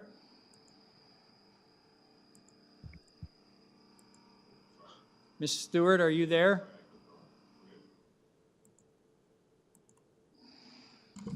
Amber, go ahead. Thank you very much. Yes, can I get your full name and address, please? Yes, thank you, sir. It's Amber Stewart, and my address is 70 Plunkett Road, Unit 6, Toronto, Ontario, M9L2J5. Yes, thank you, madam. I went through your file. There's a report here from City Planning dated the 1st of March of this year, and it's recommending your application be refused. And I wanted to ask if you'd like to defer this application so that you can discuss this issue with City Planning. No, Mr. Chair, we'd like to proceed. Thank you. Okay, all right then. If you could give the committee a presentation on what you see as the merits of your proposal. Thank you. Actually, Mr. Pereira, if we could look at the plans, just look at the site plan first, and then I'll go to my letter afterwards. Thank you very much, sir. So this application was actually before the committee in September, and we did ask for a deferral to allow for consultation with City Planning. And that consultation did occur. And while I'm aware that we didn't resolve all of planning's concerns, we did resolve some of the concerns that were raised initially. So this is an application to add an addition to an existing semi-detached bungalow. And you're looking at the site plan now, sir, but I just wish to point out that the existing length of the house is not going to be changed. So what is proposed is to add a second floor and then a third floor, which is a partial story, which essentially allows for attic space and a third floor amenity, which is built entirely within a sloped roof line. So through the consultation, we did eliminate a height variance under bylaw 569/2013. So the height is now compliant under that bylaw. The third floor platform area was reduced in size from 21.28 square meters to 14 square meters. 14.8 square meters. The platform was also reconfigured, and as a result of that reconfiguration, the setback variance for the platform was also eliminated. So the purpose of this application is to convert the existing house to a 2-unit house. My clients, the Zemanics, they have lived there as of now for 31 years, and they are in their 70s. And this is an application being brought forward with the assistance of their son and his family, who are going to move into the house once it is converted to a 2-unit house. They wish to live there together so that their parents can age in place and so that they can continue to assist with their care as needed. And I know that planning for the owner's intention is not necessarily relevant, but respectfully in my submission, in this case, it is relevant from a land use planning perspective because it achieves the goals of intensification through adding additional rental housing stock through second units. It also allows for aging in place and multi-generational housing, and of course, regeneration of an existing semi in a neighborhood that frankly hasn't seen much regeneration of the existing stock. So I wanted to show you the site plan because the site is physically constrained. It is both undersized for the zone in both frontage and lot area. And as you can just see at the top of the site plan, this pair of semis is located at the corner where the street curves around. So because of that, this pair of semis is set quite deeper into the lot than the adjacent properties. As you can see at the bottom, number 44, and as you go along the street, they're set quite closer to the street. So the rear yard is actually quite small. The purpose of adding this third story, which is essentially the part that is objectionable to city planning, is to allow for truly an attic storage space. And I wanted you to look at the site plan so that you could see that that rear yard is very constrained. There's really not enough room even to add a storage shed and still have a viable backyard. So if we could turn to my letter, I will go through the variances in order, and I would ask you to turn to page 3, or actually page 4, where you can see some of the photos. With respect to the variances for height and number of stories, the variance for height is under the former bylaw only. It is highly technical in nature, as you are aware, because once the tribunal issues its final order approving the new provisions under 569, which I understand is imminent, that variance won't be required any longer. From an official plan perspective, the official plan does not regulate or even refer to number of stories. It refers to height, scale, and massing. And because this dwelling has been designed so that it looks like a 2-story house and is located within a conventional sloped roof within the height permissions for a 2-story house, In my respectful submission, it fits with what is intended in the zoning and is found within the neighborhood.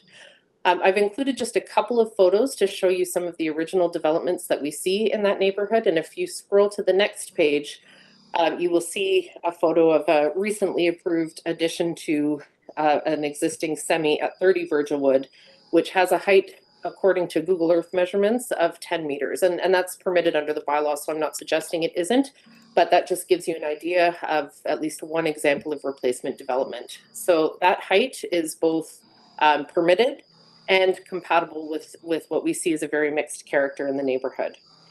The second variance, which is building length, that is again very technical because it is an existing condition which will be unchanged. And the second and third stories are both less than the permitted building length. And if you could scroll to the next page, this addresses the platform variances. There is a very small second story balcony, which is located off the master bedroom. There's no variance associated with that in terms of size. And the third story platform, as you can see, it has been reconfigured so that it is located within a sloped roof line. So that does two things. One, it prevents people from sitting on that garden from having overlook into the rear yards. And it also ensures that it wouldn't be converted in the future because there is Madam, an actual can you roof summarize, structure. please? Yes, I can. Thank you, sir. So in my respectful submission, sir, this is exactly the type of scenario that the variance process is intended to address, where the site is constrained and there is an extremely important public interest achieved through an application like this. So we ask that it be approved. Thank you. Thank you. Does the committee have any questions of the speaker? Mr. Khan? Thank you, sir. Adam Stewart, my question is, your application is for the semi-detached house, right? That's correct, sir. Thank you, ma'am. Okay, thank you. Does the committee have any further questions of the speaker? There being none, I'll go to the next person on the list. I have an Ian J. Perry. Are you there? Yes. Good evening, Mr. Chair. Yes, can I get your full name and address, please? Yes, my name is Ian Perry, and my address is 103 West Dean Park Drive, Etobicoke. Okay, if you'd like to give us your thoughts on this application. Yes, thank you, Mr. Chair, and good evening to the committee. I am here appearing as agent on behalf of Mrs. Marjorie Cantor. Mrs. Marjorie Cantor is the owner of the property immediately next to the subject property. She resides at 48 Virgil Wood, and she does share the common wall with the semi-detached home that is now before you. Ms. Marjorie Cantor is asking this committee to adopt the recommendation of the last staff planning committee report dated March 1st, 2022, and deny this application. She is an 84-year-old woman, and to the extent that the age is relevant to this committee, she does want it to be known that she is 84 years old. She's resided in the home for more than 40 years. Included with my oral submissions this evening, I have passed on a document brief to the committee, and you'll find photographs of Mrs. Cantor contained at tabs 6 and 7. More appropriately, though, for the concerns before the committee this evening, we believe that the variances sought are simply not in keeping with the nature and character of this neighborhood. Included at tab 2 of my document brief are images obtained from Google Maps showing the nature and character of the neighborhood along Virgil Wood. The street itself consists primarily, in fact, almost exclusively of semi-detached homes that are one story. And the only property on the street that I believe Ms. Stewart referenced in her submissions was, in fact, 30 Virgil Wood. My office conducted some investigation into that property through a Freedom of Information request. And to my knowledge, nothing has been approved with respect to the work undertaken at 30 Virgil Wood. So to the extent that that development would, in fact, lead to any determinations about the character and nature of the neighborhood, I would caution this committee about using that property, given the fact that everything that I have before me would suggest that nothing's been approved at that property. I did include at tab 1 of my document brief a notice of decision for that property dated October 1st, 2015. And the committee will see quite clearly there that application was not approved for 30 Virgil Wood, and my client informs me no one is residing in that property at this time.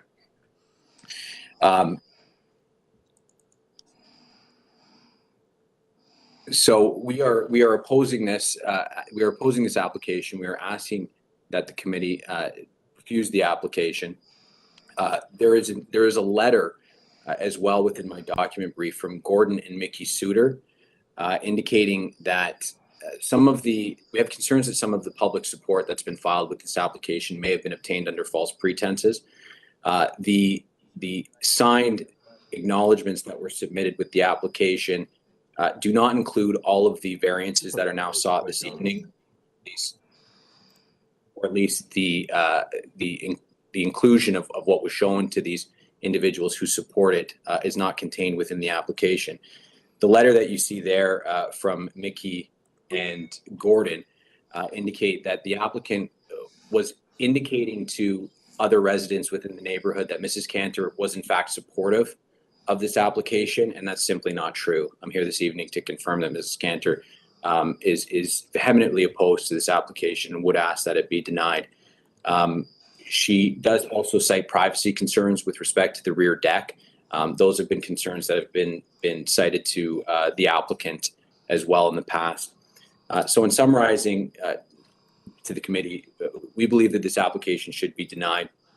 The general intent and purposes of the official plan is not maintained, nor is the zoning bylaw maintained. The variances are not desirable for the appropriate development of the land. The variances sought are not minor, specifically with respect to the 3-story dwelling, and the maximum allowed is 2, as well as the square footage of the rear deck that's being sought under variance number 3. Again, similar applications in the same neighborhood have been denied and should not be used by this committee to define the character and nature of the neighborhood in approving this application. And again, Mrs. Cantor cites her age, and there is a letter cited from Mrs. Cantor's family doctor indicating that renovations of this nature will be incredibly stressful on her, given existing ailments. And for all of those reasons, Mr. Chair, and to the committee, we do ask that the committee deny this application. Okay, thank you, sir. Does the committee have any questions of the speaker? Okay, thank you. Mr. Wills, do we have anybody? I noticed there's a Richard Cantor here. Is he speaking? Or is Mr. Perry his representative? Mr. Chair, maybe we'll ask Mr. Perry about that, but there is no Richard on my call at this time. But we can. Right. Do you want to ask Mr. Perry or no? Okay, thank you. We'll go back to Amber Stewart. Ms. Stewart, are you there? Yes, I am, sir. Thank you. You've heard the comments from Mr. Perry, if you'd like to respond. Thank you very much, sir. So I will start off by saying, and I neglected to mention earlier, that my clients did go and speak to neighbors who were in the immediate vicinity, and that did include Mr. Perry's client. And, you know, obviously I wasn't there, Mr. Perry wasn't there. My understanding is that she initially agreed, but we certainly understand that she doesn't support the plans in their current form today. So that's fine. People are entitled to change their mind. My clients did get 16 letters of support, and I should note that those letters of support were based on the previous version of the plans, which were taller.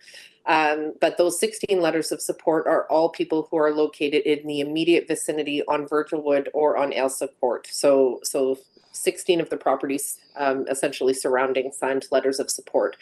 There is also a letter of support from Councillor Pasternak, and I will say that my clients are very appreciative because Councillor Pasternak's letter also recognizes the importance of the policy objectives that I spoke to earlier, such as aging in place and allowing multi-generational housing.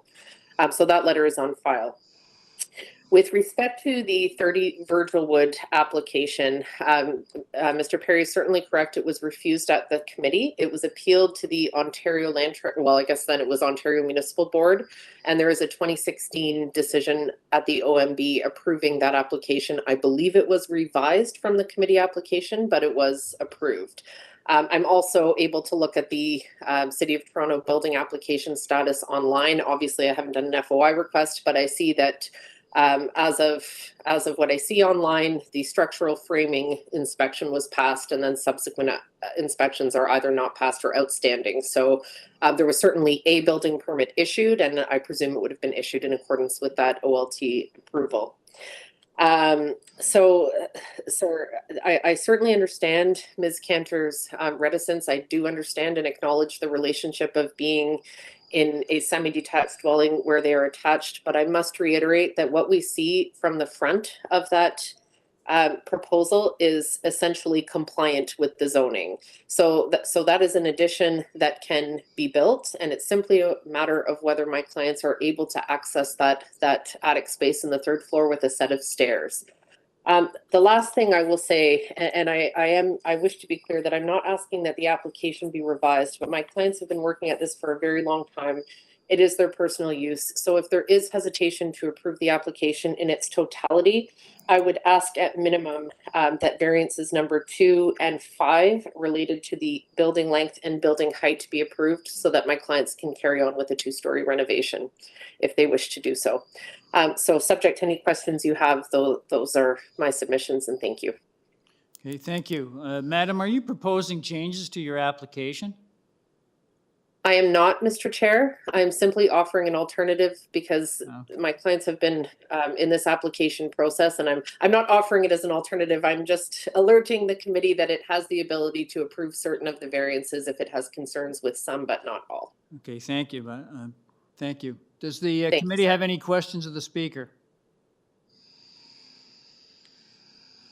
There being none, could I get a motion on this application, please?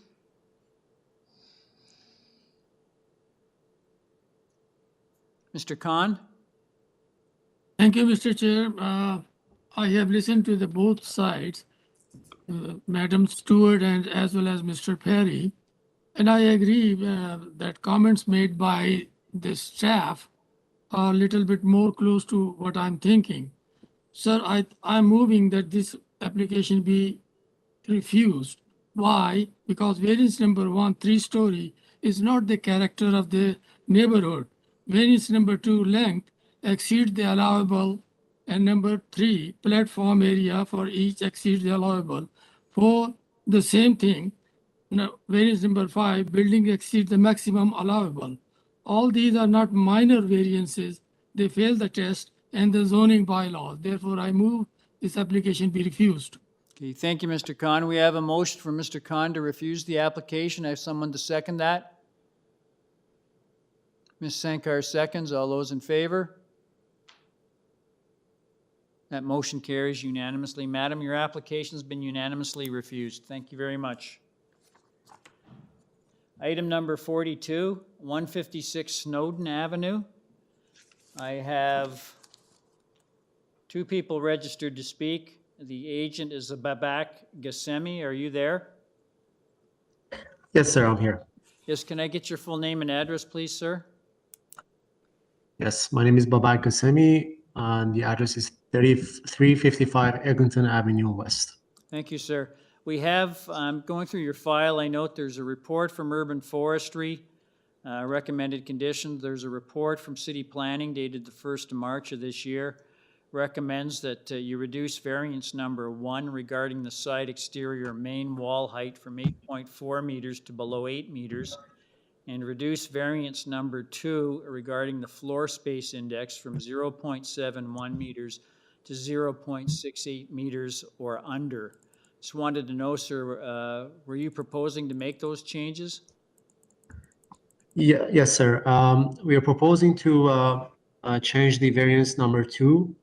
We are reducing the FSI Okay, from sir, 0. Sir, just a moment. Can you let's go down and put it on the record what these changes are. So let's go through variance by variance. So variance number 1, what are you proposing to make a change there? We are not making any change to variance number 1. Okay. Variance number 1, planning recommended a change from 8.4 meters to 8, and you're leaving it at 8.4, correct? Correct, sir. Okay. And variance number 2, are you proposing a change? Yes, sir. We're reducing the FSI from 0.71 to 0.68. Okay, thank you. All right, we have one other person registered to speak, sir. So if you'd like to give us a brief presentation on what you see are the merits of your revised application. Absolutely. My name is Babak Kaseni. I'm the principal designer at ArcLab Design Studio and agent for 156 Snowdon Avenue. Before the application before you is a proposal to build a two-story new modern home dwelling with an integral garage. The application was originally deferred previously to get a chance to address some of the issues with planning and our immediate neighbors. We actually went ahead and talked to our neighbors and modified the drawings to address those outstanding issues. But just to go over the project, when we started working on the project, our intention was to design a structure that is smart, modern, efficient, using high quality building materials. As you know, designing a modern house on a narrow lot in the city of Toronto requires us to amend some of the zoning bylaws, which you can see in our application before you. Our proposal complies with all the zoning standards that limits and controls the overall size of the building, such as front, side, and rear side setbacks, as well as the overall building length, depth, and building height. We only have two variances. In terms of variance number one, which is in regards to our sidewall height, if I can have our front elevation on the screen, you can see that our building envelope carries a modern expression. And to emphasize that, we have eliminated our roof overhangs. Our roof overhangs on the side of the house. Unlike many other buildings that are being built around the city, that they have a slope roof on the side of the house and they have a flat roof on top. Our proposed roof has a true slope roof, which actually reduces the overall mass of the building. Now, if we had those conventional roof overhangs, we could our sidewall heights would easily comply with the sidewall height variance. In regards to FSI, I have to mention that we're proposing a three-story house that looks like a two-story structure in the front. We managed to address the need of my client for maximizing the living space area within the envelope, and I would like to emphasize on the term within their as of right building envelope, which means they do not have any adverse impact on their immediate neighbors and immediate context. And I'll be happy to answer any questions. Okay, thank you. Does the committee have any questions of the speaker? There being none, we'll go to the next person on the list. That is, just a moment. Marcia Giffen, are you there?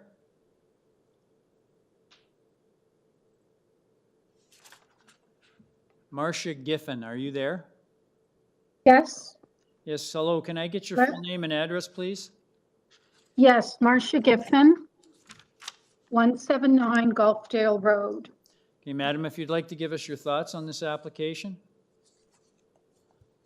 I would. While I realize that I'm also surrounded, I was present for a couple other applications today. And while I understand that drainage is not an issue that is addressed by committee, I would request consideration to be given to Chapter 3 of the Toronto Official Plan, which states that the impact of climate change needs to be fully considered in new development and redevelopment activities. It further goes on to say that studies undertaken by the city indicate an increase in the magnitude and frequency of heat waves and intense participation events such as the flood of 2013, which impacted many homes in the area, myself included. We feel that a dwelling of this size and mass, which also reduces much of the green space due to the size, would adversely affect the surrounding homes and contribute to a negative impact. Asking for reducing from 0.71 to 0.68 is hardly enough of an amendment to satisfy our concerns. It's still a very large home, almost double what is the current requirements. Okay, thank you, ma'am. Do you have any further comments? I do not, thank you. Okay, thank you. Does the committee have any questions of the speaker? Being none, we'll go back to Mr. Gissemi. Are you there? Yes, I'm here, sir. Yes, can you, you heard the comments from Ms. Given, if you'd like to reply? Yes, absolutely. I think there's a very misunderstanding of what the FSI means. The FSI does not mean the building footprint, the ratio of the building footprint compared to the lot size. This building is this structure is a 3-story house. If it was a single-story house, and it would cover the same footprint of this what you're proposing, the effect of water accumulation would be 100% the same. So there are measures to control building mass, and our proposed structure does not have any variances for side yard setbacks, front yard setbacks, rear setbacks, or building height. That means it's appropriate for the lot and the neighborhood that it's located in. I have to mention to our committee panel that we spoke to our immediate neighbors, and we have support letters from 159, 160, 157 Snowdon, and 169 Golfdale, and planning should be in agreement with our modified application as well. Okay, thank you. Does the committee have any questions of the speaker? Could I get a motion on this application, this revised application? Please note the FSI has been reduced in variance number 2 from 0.71 to 0.68. So if I could get a motion on this revised application, please.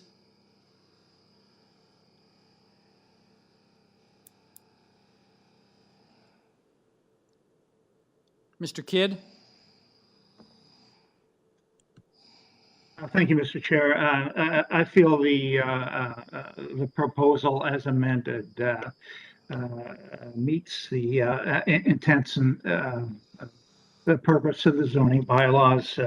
Feel they could be considered of a minor nature.